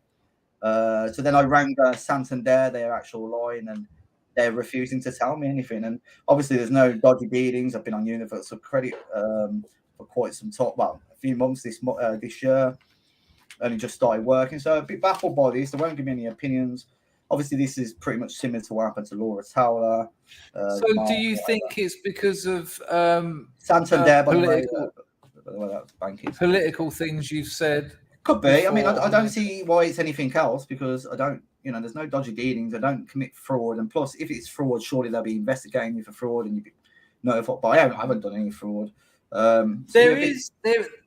Sorry, see you later, Packer. Take care, mate. There is a thing. Now, I'm not trying to get the banks off the hook here, but banks are closing accounts now like they've never before, just because it's not there's not a lot in it for them anymore. Do you know what I mean? Back in the day, people would have savings, but because that's slowly disappearing from Western European culture. They're like, this is a lot. I'm not saying this is what's happened to you, but I do know that that's a thing, But in the 80s, I don't know how old you are, but in the 80s, I had 5 bank accounts as a child because they were pushing them on kids. And you'd get like a folder with a pen in it and a pad and a checkbook and a paying-in book. And I only done it for the free pens and paper because I used to be drawing all the time. And it was all, get these kids, get them early. But nowadays, the culture's changed, I think. Yeah, maybe there's an explanation for it, but why not just give it? Why not just tell you? Like, you just got this cloud over your head and you're thinking, I was on the phone to him and said, look, I'm going to be honest with you. I have political opinions that goes against, the mainstream, what the mainstream want to push on you, that pushes on you, and so we just can't tell you. So what do you think? It's because of my politics, or is it something else? We just can't tell you. And I'm like, surely you can give me some kind of inkling on what. But obviously they're employed, they're just doing their job, but now they're probably just being told, just don't tell him anything. So we're left in the dark here, and obviously I've got a few people in banking. I've got a few mates that works in banks, and I've showed them. They're like, mate, I've never seen this in my life. So I don't know. Obviously, they don't work for Santander, so maybe it's different with them. But it surely has to be with what we're doing. I mean, but then again, I'm not that big of a profile compared to. I mean, I'm not saying I agree with Mark and Laura shutting down, but they're a much bigger profile than me. But I just thought, I wanted to share this information because, as they probably would have told us, if they can come for me and Laura, pretending to be Mark here, they'll come for you, and and obviously they've come for me if it is political. So I just want to try and advise people listening, set something else up, maybe get another bank account just in case, just to be on the safe side, basically prepare for what might happen, because I consider myself as a no one, really, nothing special. Just I like to do a few videos and streams about what is going on to our beloved nation. So I think it's important to spread the awareness of what might happen, even if it might not be political, it might not be, but it's best to look at all our angles and say if it is. So. What a turnout! I bet that was a complete shock to you. I mean, Well, what's the score? Can you get another bank account, or are there? Well, I applied. I'm not going to mention it actually, just in case, because I don't know if it's someone that follows me that's obviously ringing them up. Oh, he's a far right racist, anti-Semite, blah blah blah. So I'm not going to obviously name the new bank I've applied for. I've had nothing since. Obviously, it was last night, so they'll probably go for that paperwork on Monday. So we'll find out. But I've had a couple of people say, "Look, mate, you're going to struggle to get you are going to struggle to get a personal account with anyone now, and to go online." But we'll have to see, man. It's just a bit awkward. If I can't get a bank account, how the hell do you tell your boss as well? Like, oh, I'm struggling to get an actual bank here. You're gonna have to pay me cash in hand. So no, that is absurd. Well, good luck with that then. So talk to us about your channel. You said you've been doing some interviews. Yeah, to be fair, I'm quite annoyed with myself. I interviewed History Debunked, Simon Webb, got a massive channel. I think there's a few things that got to me. I think the nerves got to me because it's such a high-profile channel. Very intelligent bloke. I'm just a working class lad. I'm not an academic, so I wasn't impressed by my performance. But so what it was, I asked him and he agreed, and then he messaged me on Tuesday. Was it? He said, "Can you do it this afternoon?" And I thought, someone like this, I can't say no. Wait 3 days. Yeah. So I didn't feel like I had enough time to do the research and ask the proper questions. I like to try and plan my shows. I tried to do a similar one with you. I sent him your interview. He actually asked, "Have you got an interview I can watch?" I sent him the one where you done, because I know you tried to speak to him before, didn't you? Or you had him on. Yeah. He just didn't have the technology at the time. He just couldn't do it. Yeah. It was quite. I'll tell you what. Actually, it's a funny story because I got in first, right? And I said, "Simon, come on my channel. I'd love to interview you." He said, "All right." And I said, "We'll do a little trial run." And it just didn't work. And then the Reaver, remember the Reaver? Nice lad, youngster. Yeah. He said, he put these thumbnails up. I've got Simon Webb coming on. I thought, oh, you bastard. He couldn't sort it out for me. And when the Reaver had him on, there was about a 20-second delay. Seriously. And the Reaver rather than just cut it, he tried to go. And it was so funny because that's impossible. Reaver would ask him something and then there'd be silence for about 20 seconds. And then just when the Reaver thought he hasn't said anything, he'd start talking. Then the answer would come in. And then it was just them both going, it was a tickle. It was a tickle. Yeah. Well, I'll speak to them privately, mate. Don't worry about it. Yeah, so obviously I've done the show and I think it was all right. I mean, I wasn't impressed. I thought, I didn't go with enough research, but I sent it to a few pals and said, "Mate, that's good." But obviously, he put it out as an advert. So we had like 6,000, I think it got about 5,500 to 6,000 views. Great numbers. A few people were like, "Oh, he's low IQ, he's this." And so I had to take a bit of abuse, but it was okay. I just felt like I could have done a lot better if I had a few more days to prepare. And obviously, like some things, obviously, he must have not wanted to speak about because he's had obviously a tremendous history. He travelled around Israel and Syria and all these countries as a youngster. And I was trying to get some memories out of him, some stories. And he's like, "I haven't really got anything." So it's a bit disappointing in that aspect as well, where I tried to get some stories to tell the public and I couldn't get anything out of him. And then obviously when it comes to politics, his levels above me, high IQ. And I'm not putting myself down, just the guy's an academic. He's he's studied this for many years. So I felt a little bit out of my depth to a degree. People are asking for your channel name, link, and all sorts. There you go. Steve Cray's just linked it. I'm assuming that's what that is, Steve. That's the sort of thing Steve does. There you go. So that I'm still thinking about your bank. That's awful for you. Yeah, sorry, I'll put it in the private chat for you if you want to. Yep, I will do that. Yeah. I'm guessing that's what Steve done, but what have I done? Oh, there it is. Right, I got you. Hang on. My hey, my mouse isn't working too well. Every time I press it, it presses about 6 times. I've got it. We're done. Here you go, people. I think Steve's just done it, but that'll probably be the whole channel there. There you go. And that is it there, people. Go and have a look. Check it out. Check out his interview with Simon. I'm sure it's not as bad as he says. Nice one, Chris. Well, you can fuck off now, and I'll get someone else on. Yeah. Have a nice time. Have a nice... Have a nice time at the Boozer tonight. Will you be there with friends, or do you know people at the pub? Yeah, I'll just go to the pub, mate. I know a few people from the England games last year, so I'll just go and have a good night. And yeah, so but yeah, pleasure to speak to you, Chris, mate. Just hang on before you go though. Sorry, I should have asked you predictions on the score. I'm gonna go. 2-1 Liverpool. I'm gonna go 3-2 Liverpool. But do you when you give predictions though, it's always who you want to win. I mean, if I was putting money on it, I probably wouldn't say that. I'd probably put my money on Real Madrid. Yeah, I'm gonna have a little bet on it. Yeah, I'm gonna have a little bet on it. What that result? I'll do a few things like first goal scorer, probably like Mane or Salah.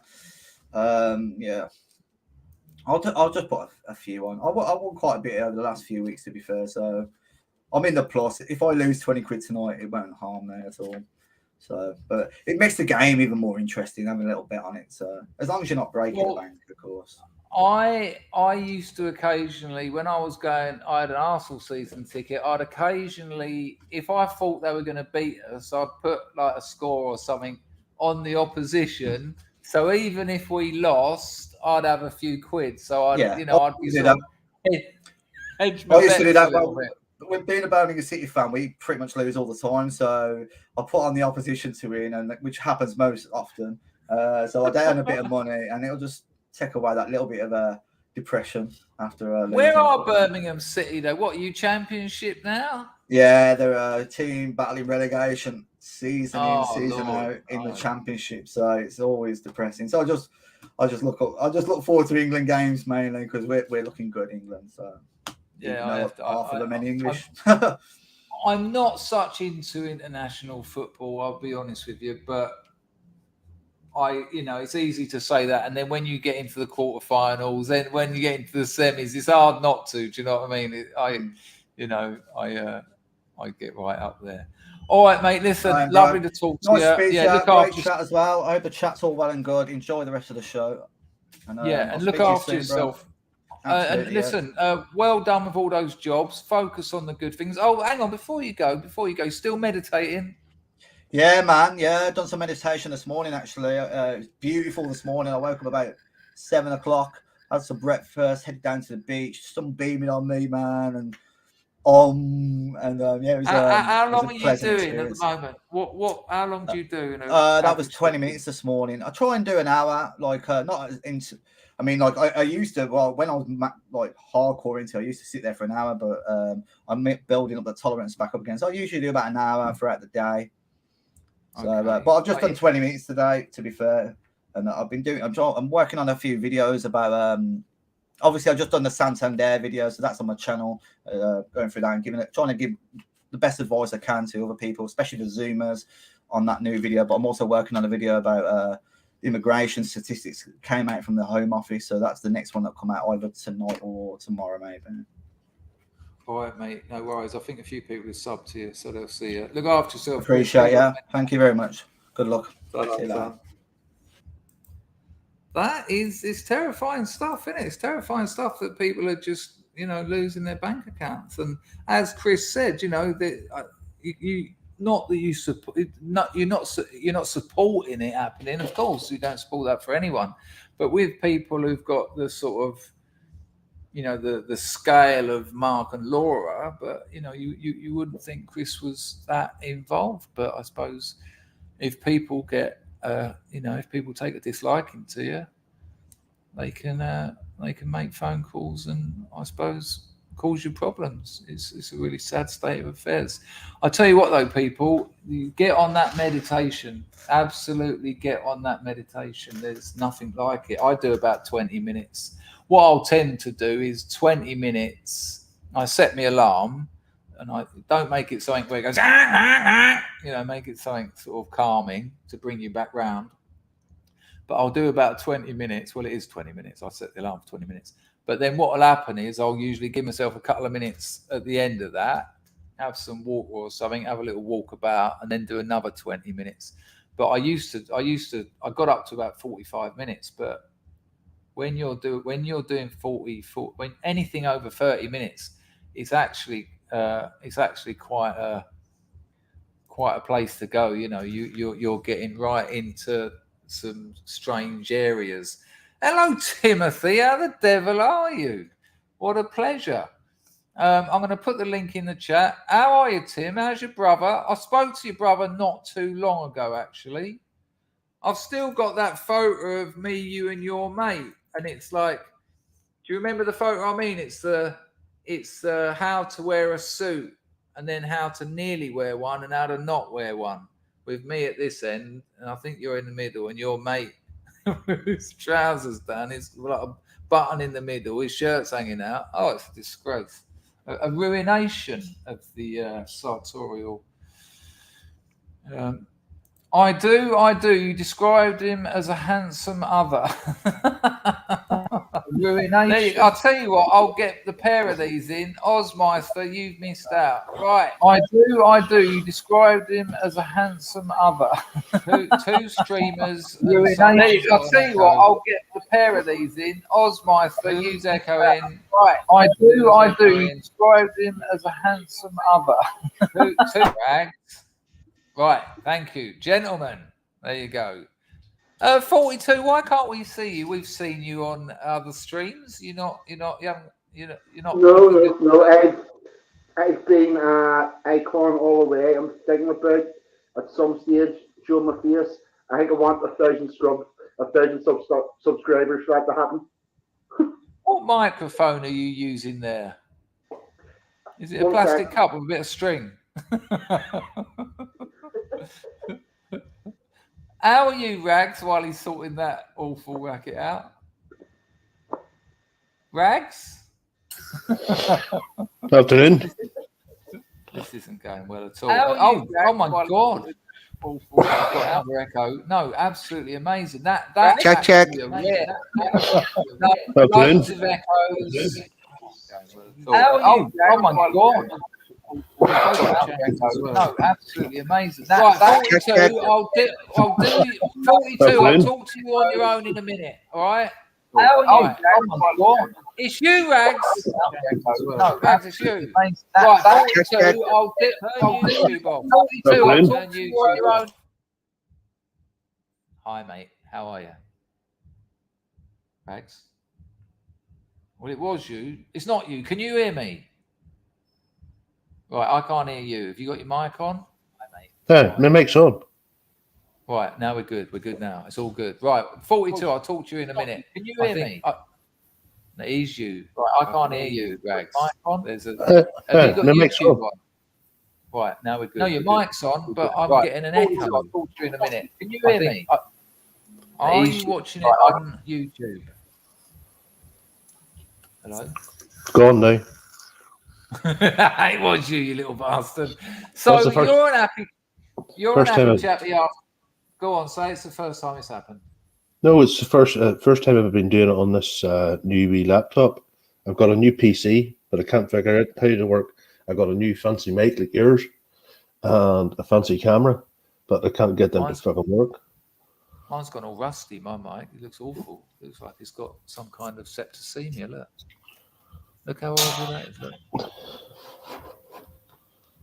So yeah, you were showing us all your new equipment the other day, but you can't get it to work, no? I had it working the other day, and then I went to switch it back on again and do a test with Jack London. It wouldn't fucking work. Didn't know what's wrong with it. You've got Mousecat on tomorrow, haven't you? You, Mousecat, and Jack London. Look at me on the inside knowledge. Yeah.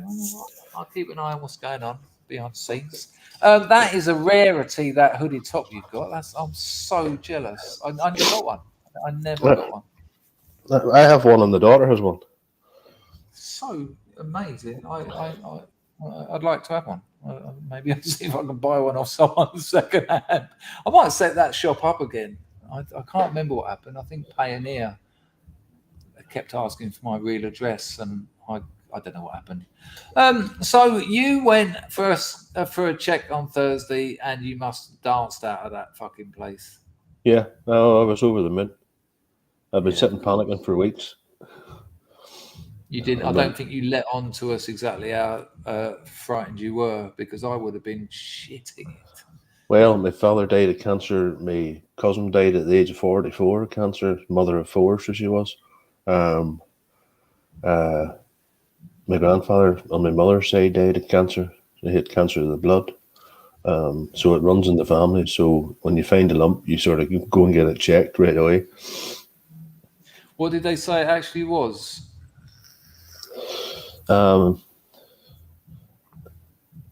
It's hormonal. I'd been taking hormone tablets for something. Okay. And it would usually give you a pair of boobs. I didn't realise this, but it's only give me one on one side. This side's fine. Are you joking? Well, I mean, would you prefer? Here we go. You've got one tit. You have got one tit. Now, as I said, it's about 13 or 14-year-old's tit like, but it's still a boob. I wouldn't know what they look like. You've done yourself right up there. But you've had children, so you're allowed. I don't mean you've had children. You know what I'm talking about. But no, would you prefer to? Ryan said one tit rags. Would you? Steve wants a little go of it. Would you prefer to have 2 little tits or just the one? I mean, symmetry. None at all. None is, yeah, but if that's not an option. Well, So, apparently, according to the doctor, it happens in a lot of bodybuilders that use steroids, and then when they lose the muscle, they end up with boobs. There's a tit hiding beneath it. Yeah. So it's funny, really. It's funny that you don't. I did say that, didn't I, Ryan? It's funny, isn't it? When you're young, you know, the shit I've put my body through. But even when something happens, you know, I remember finding lumps and bumps or weird shit had happened to my body. I'd go deaf for like 2 days. I didn't give a shit. Nothing. It's nothing. And then once you get over 45, once you start approaching 50, when something happens, you're like, that's it. That's me done, isn't it? Now you know my medical history. I'm just thinking to myself. I do. I'm just thinking to myself, fuck me. What else is next? Like, you know. Yeah, it's mad, isn't it? So do you have you got any more back operations on the cards, or is that all done now? No, they can't fix it. So they're not going to do any more. No, the damage is done. I've just had a mate who had a couple of his fused. I think we talked about this the other day, and he said he can't sit down or stand up for any amount of time. Like if he sits down, he gets about 10 minutes, then he has to stand up for 10 minutes, and then it's agony. They put him on a load of morphine, but he said, and he left me a message, and I know when someone's had morphine. Fuck me, man. He just kept saying the same thing over and over and over and over. And then he said to me, I've got to get off that stuff because they're giving me so much of it. And he talked to a relative or something. And, you know, you've got to be careful with that stuff because that's going to give you another problem in the end. Well, they had me on morphine patches and the missus used to stick them on for me in the morning. And she literally had to go down with AD to the chemist to sign for them because it's a controlled drug. And she would get the kids out to school in the morning. The older ones, they would have walked. And the younger ones, they got took in the car. And she came back. She changed the patch for me. And she got me a cup of tea and a couple of slices of toast or something. And she'd sit down beside me and start chatting. As he says, next minute you just went, He's gouching out. Gone. Boosh. go on. She'd come back 3 or 4 hours later, and I wake up and continue on with the same conversation as if I hadn't passed out. That's it. I know it well. It's strange that you'll enjoy that, but I think they're a very strange class of painkillers because they kill mental pain as well as physical pain. They kill emotional pain, and this is the problem with giving it to people with physical injuries because life's hard work. And if you as a doctor you say to someone, here we're going to prescribe you this for your back pain, but suddenly you're not so stressed about life, and then when they say, well, we're going to stop giving you them, you're like, oh, hang on, no, and that's the start. That's how you get a habit. That's how it starts coming on. How easy did you get off those? No, I think we talked about this the other day, but what the actual question I wanted to ask was, did you go to the doctor and say, I'm done with them, or did they say that's enough of them? What way round did that happen? No, they finished. I'd finished the course. It was on the lead up. It was on the lead up to the spinal fusion operation, and they usually take bone out your leg and fuse it into your spine. But there was that many operations, back operations that month, that they took the bone out of a cadaver, the dead donor. That's it. You said, but they didn't tell you till afterwards or something. No, they didn't tell me till afterwards. And then you've got a dead man's bones. Sounds a bit piratey. Yeah. I remember seeing a documentary about a bloke who had the world's first ever hand transplant. Yes, I've seen that. Right, yes. from a dead, right. So, but the thing is, it looked like a sock sort of thing. It was all like, you could tell where it had gone in. It wasn't like a clean sort of stitch. It was like, a folded bit, and it started dying. And he said, I don't want it. He said, my kids won't go near it.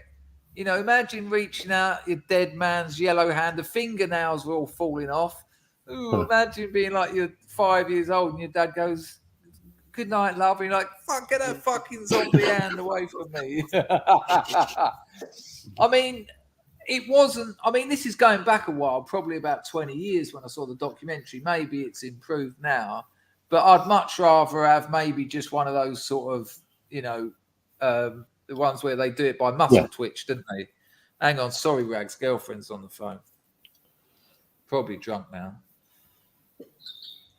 Hello, love. Hello. Yeah.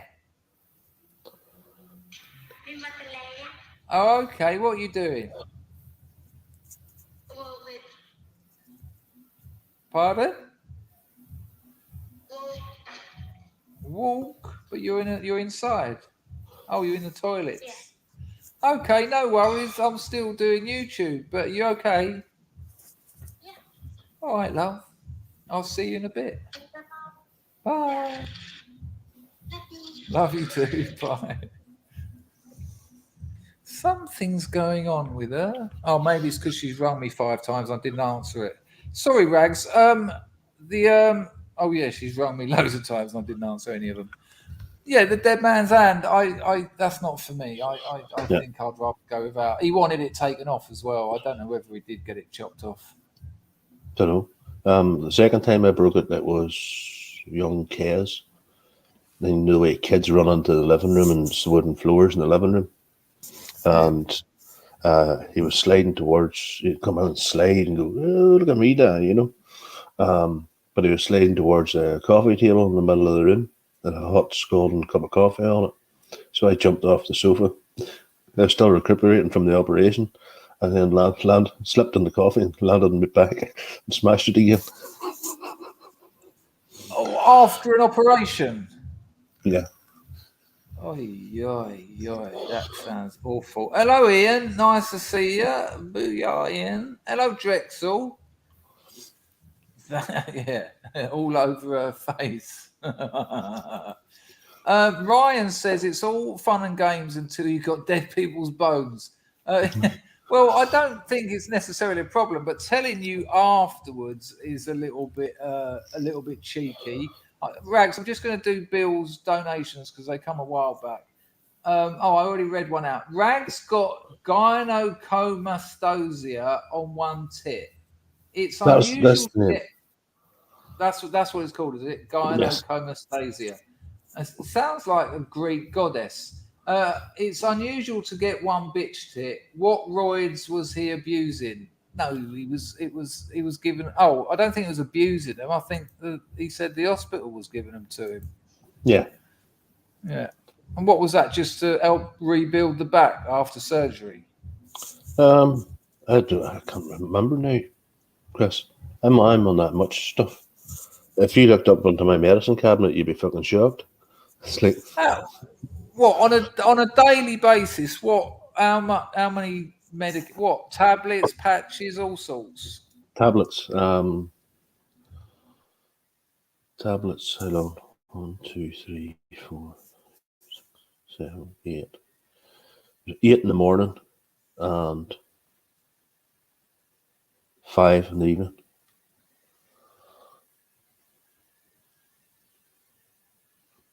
Oh, 13. Yeah, it's all. I like to mute occasionally.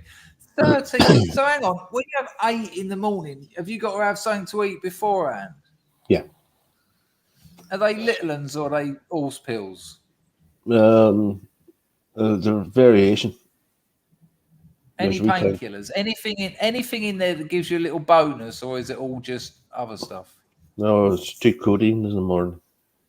Oh, that's not so bad. That's just to get me up and going and functioning, you know. There's, as you know, I live on my own. I need to be able to function. So my day is just constant pain, but I still need to go to the shop to buy stuff to eat. You're in constant pain. Mm-hmm. I'm not hobbling about here all the time. I fucking despise the medical services. You know, this is all to do with opiates because you don't. That isn't necessary. They could easily treat you with opiates long term. If you're going to be in pain for the rest of your life, there's no problem being on them for the rest of your life. Why have you got to live in pain? It makes no sense. I despise these people. Yeah. They fucked a mate of mine up. He was a Royal Marine Commando. He had the same problem with his back. He's a father of 8, actually. So he needs to be able to function. So they put a metal cage in around the base of his spine. It's like titanium cage to keep his back straight. But they didn't tell him they nicked his spinal column on the while they put it in. So next minute they had to rush him from one hospital across to the next hospital because the fluid had gone up onto his brain and was crushing his brain. So they had to drill a hole in his head and put a fucking pipe in it to drain off the stuff. I mean, I'm terrified of hospitals anyway, but that kind of stuff just terror. I mean, I don't know. You know, I'm sure they warned him beforehand, but you. It was in the report, the actual operation report, that they had nicked the spinal column. They actually admitted it. So I says to him, I says, get yourself onto a fucking solicitor and sue the fuck out of them. So that's actually human error. Oh, sorry. Yeah. Where were you last night? Oh, that's him fucked. Anglo says we can rebuild him from the $6 million man. Nice one, Anglo. A pressure tutu. Marzipan says, I'm not jealous. I don't have bitch tits, but I'm in constant pain too, Rags. It's a bastard. And that must be hard for you, Ian, with your history of drug use, because obviously that's going to cut you some slack. It's terrible. You know, they'll cut your back open, they'll stick someone else's bone in it, but they won't give you something to deal with the pain. It sounds couple of codeine. I looked into this, spinal operations and all, and especially in America. In America, what they do is they take the disc out, the one that's crushed anyway, and then they file the vertebrae flat, one on one side and one on the other. They get this medical titanium joint, which fits around the spinal column, and the titanium starts to knit to the bone, and it has a 95% success rate in working men. So you could have that operation and be back out to work in a month, 2 or 6 weeks or something. Which is kind of impressive, but 95% is still, you know, I mean, I've talked to you, I talked to someone else, and I've got a mate, he does a bit of consultancy work with us, he's had the same operation now 3 times, you know, just keeps going back in, they keep fusing fucking, I don't know exactly what they do, but I don't know, I don't know what the answer is. I have a friend, she has a battery pack on her bum. I got one like that. They opened her up, they put this battery pack on, and then it's like a network of wires to all the nerves around her body. Wow.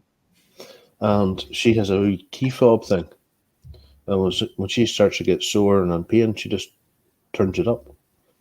And it pulses. So some kind of, it stimulates nerves or something, or the opposite to stimulate? Yeah. So she's not living in constant pain. But the first time they did the operation, it must have been dirty. So she ended up in hospital nearly dead because it got all infected in her body. What does he call it? Septicemia she got. So they took it all out again and healed her up, and then done it all again. And she hasn't looked back since. Oh, so she rates it. Lulu says it's called a TENS machine. It would appear. Lulu It's like a built-in TENS machine. Yes, you are correct, Lulu. I have an out one here. It's you put batteries in it, and it's a wee box, and then you put them wee sticky pads on yourself, and there's wee electrodes that go to it, and you can turn it up and down, and that actually stimulates the muscle. You can't put it over the top of a nerve because that'll send you fucking doolally, you know. Like,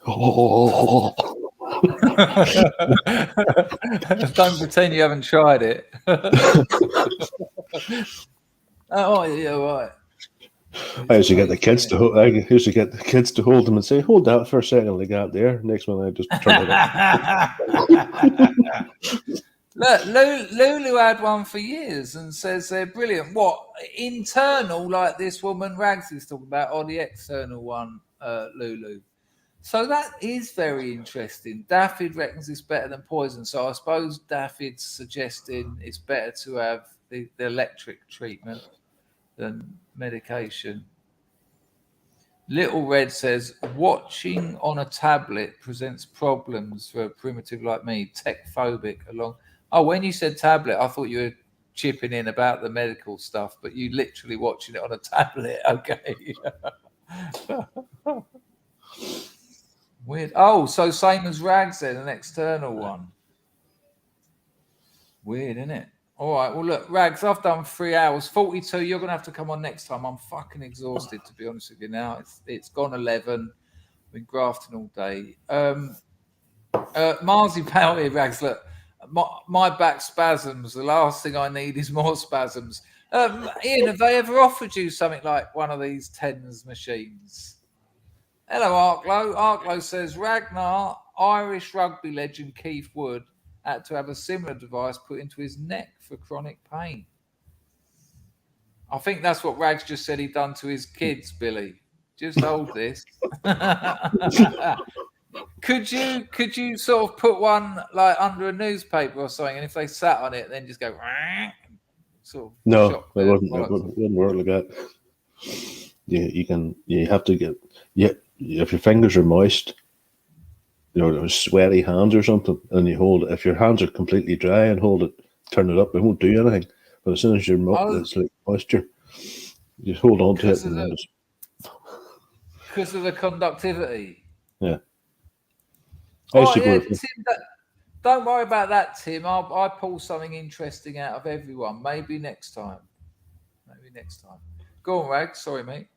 No, they sent me to physiotherapy, and it was one of the physio ladies that she stuck all these things on my back, and she plugged it into a machine, which is a big medical grade TENS machine. And she says, "Now, but just turn it up to here. Can you feel that?" Yeah, that's all right. You know, she says, "Now I'm going off to do something else here." She says, "If you want to, you can turn it up a wee bit more or turn it down. You know." I just turned it up full. I'll just lay there, man. Yeah, for some reason, I think I'd probably do that. It's just the sort of personality you are, isn't it? Just to see how far this thing goes. I remember once when they had me on one of those push button morphine things. I just put an elastic band around it, went to bed. When you feel pain, Fred says, "Oh, all right, that'll happen." Rags, always a pleasure. So happy that Thursday turned out great for you, because that was awful. Hang on, before you go. Yeah, Ian, they put me on diclofenac because I told them I didn't want any opiates. I found that it worked, but it was only for short-term lumbago, nothing like no spinal injuries. Ian says, I have a list of everything they've given me from SMAC. They gave you diamorphine, did they? Good Lord. SMAC for diclofenac and blood pressure medicine. Nothing works except SMAC, benzos, and THC. They're only willing to let me have the THC. You can get prescribed diamorphine in England, but you've got to go. You got to jump through some hoops for that.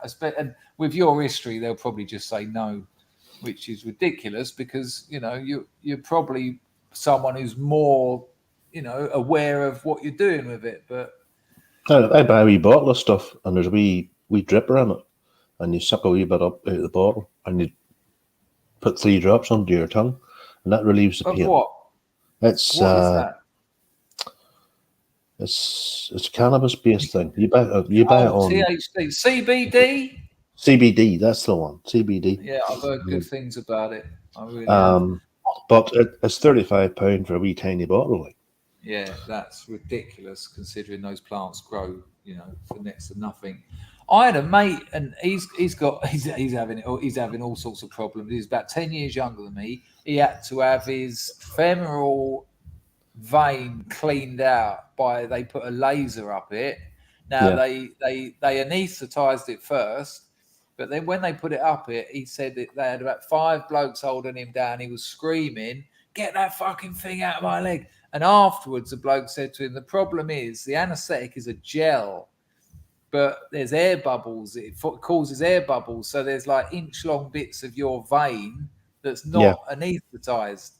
And when that laser goes in, it's just burning your vein, But that's what it's meant to be doing. But you can feel it. He's got that. He's got varicose veins in his balls. So his nutsack is like a fucking purple cabbage.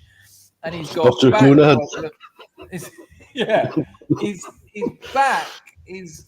I don't think he's had an operation on his back, but he went and had acupuncture, and as she put the needles in his back, he just went, take him out, like immediate agony. And then while he was screaming, take him out, she said, I don't need to take them out. Your body ejected them. And his muscles just contracted around the needles and pushed them out. She said, I've never seen that. I had acupuncture once. That was good. But for acupuncture to work, you have to be going 3-4 times a week. And the National Health Service here is like, come and see us on Wednesday, and we'll make another appointment for you in 3 weeks' time. Well, what the fuck is that to anybody? Yeah. And the thing that will drive you mad is junkies can get it daily in their ears. So there's it's called oracular acupuncture. you can't have it if you're using though. And me and my girlfriend were using, and we told my mother we were clean and that we were taking our Subutex and all this. And she took us up to this acupuncture place. And there's signs everywhere. If you're using, don't have this treatment. And we thought, yeah, we'll be all right. Just, keep the mother happy. Let her think we're clean. Fuck me, man. She's popped these two things in my ear, and I just went, I just out cold, just fainted. It was awful. I got boiling hot first, and then all the other junkies were looking at me thinking, he's using. We've seen this before. And then I just went, and I remember as I went down thinking, this is going to, I'm going to land on it or so. No, the time they done my brain hemorrhage operation, they went in through my groin, and that's what you said. Yeah, up through the heart to the brain. Put the stents in, but after the operation, and I came out home, I was totally black. Like I looked like I had a jogger's knob, That's a strike. Well, on Jogger's Knob, I think we'll finish this. Rags, like I say, congratulations for Thursday. Great stuff, mate. Look after yourself. Always a pleasure. Take care. Ta-ta. Hoita. Right, 42. Sorry, mate. I'm shattered. I'm having trouble even talking, let alone listening. Sorry about that, man. I want Anglo. I'll play New Shoes, but I can't play 2. I might. We'll see. Because I'm sort of losing it a bit, and I still haven't eaten. I cooked my rice, then I streamed and forgot that I haven't eaten. So I will play New Shoes. I want to thank everyone who donated. I want to thank Rags and Steve Cray for looking after the place. I want to thank everyone who come here. I want to get all the new people on my Substack. Go and sign up for that. That would be nice. Read my stories. You'll love them. I'm going to play a couple of tunes. Now, if anyone says these sound like things from the 90s and that sounds like you singing, they are from the 90s and it is me singing. So there you go. I will be putting your messages on the screen. Yeah, nice one, Mepka. I do try and stream at least once a day. The times are a bit bodged up. Take care, Arklow. I am going to try and stream the Johnny Depp verdict. So I'll try and time that, but who knows when that's going to come. But as soon as I see them get into that call, I've got a thumbnail knocked up and I'll just get that stream up. I'm glad you enjoyed it. Lovely to see you here. There's more stories on my Substack. This is me playing some music. Lovely to see you too as well, Tech Roach, if you're still here. So nice to see you in here. This is called New Shoes. Ta-ta. There's still time to throw a bit of filthy lucre at my 3.25 hour stream, if you shall wish. So wish. See, look, I can't even talk. Let me know you've got audio, please.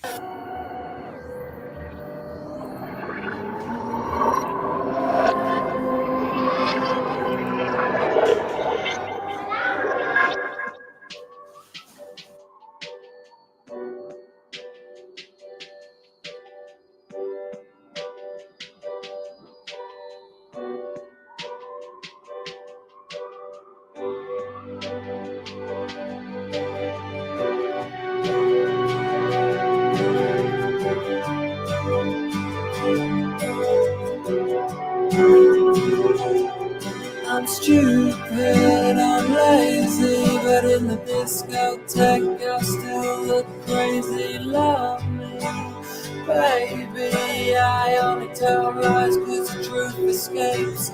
Summertime, we can get new shoes. I'll have brown and you can get the blues.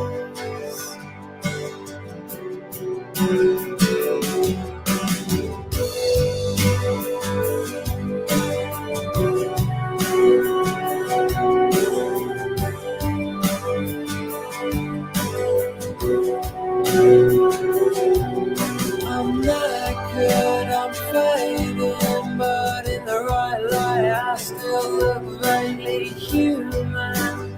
Happy it won't be long before we came Summertime, Nice one, Willow. we can get new shoes. I'll have brown and you can get that blues. You can get the blues.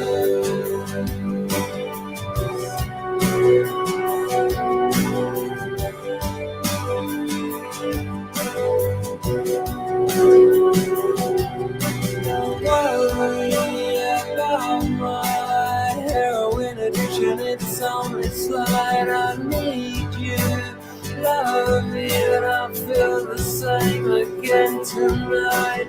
Summertime, we can get new shoes. I'll have brown and you can get that blue. Nice one, mate. I'm going to do exactly that. Thank you, Anglo. Very kind. You can get that blue. You can get that blue.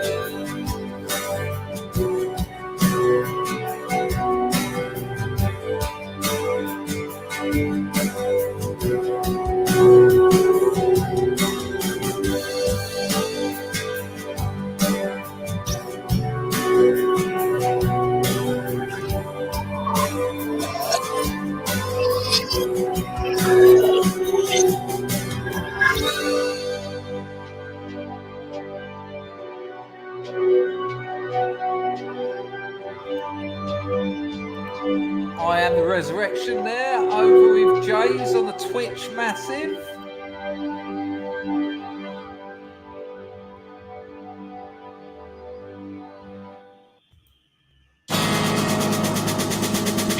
Send me for elastic, I'm fantastic. I got geometry, it's pretty drastic. Coochie coochie tiger, where can I hide ya? Your roar's too loud, mate, they're gonna find ya.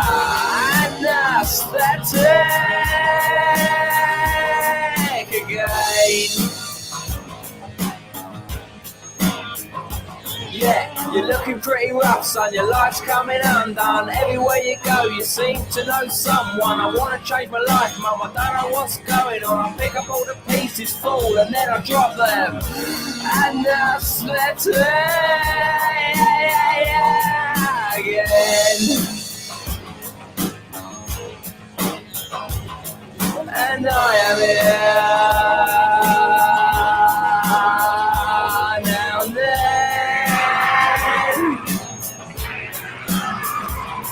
Cause absence is everything. Yeah, and aesthetic. Yeah. Again. This is the next line, I wrote it when I felt fine. Now it's pointless, that's the effect of time. How did I get it there? Whisper it in my ear, I don't know myself, at least I ain't got my health. And aesthetic again. And I am here now and then.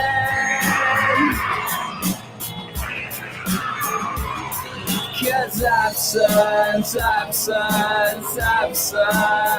is everything. And aesthetic, yeah. Again.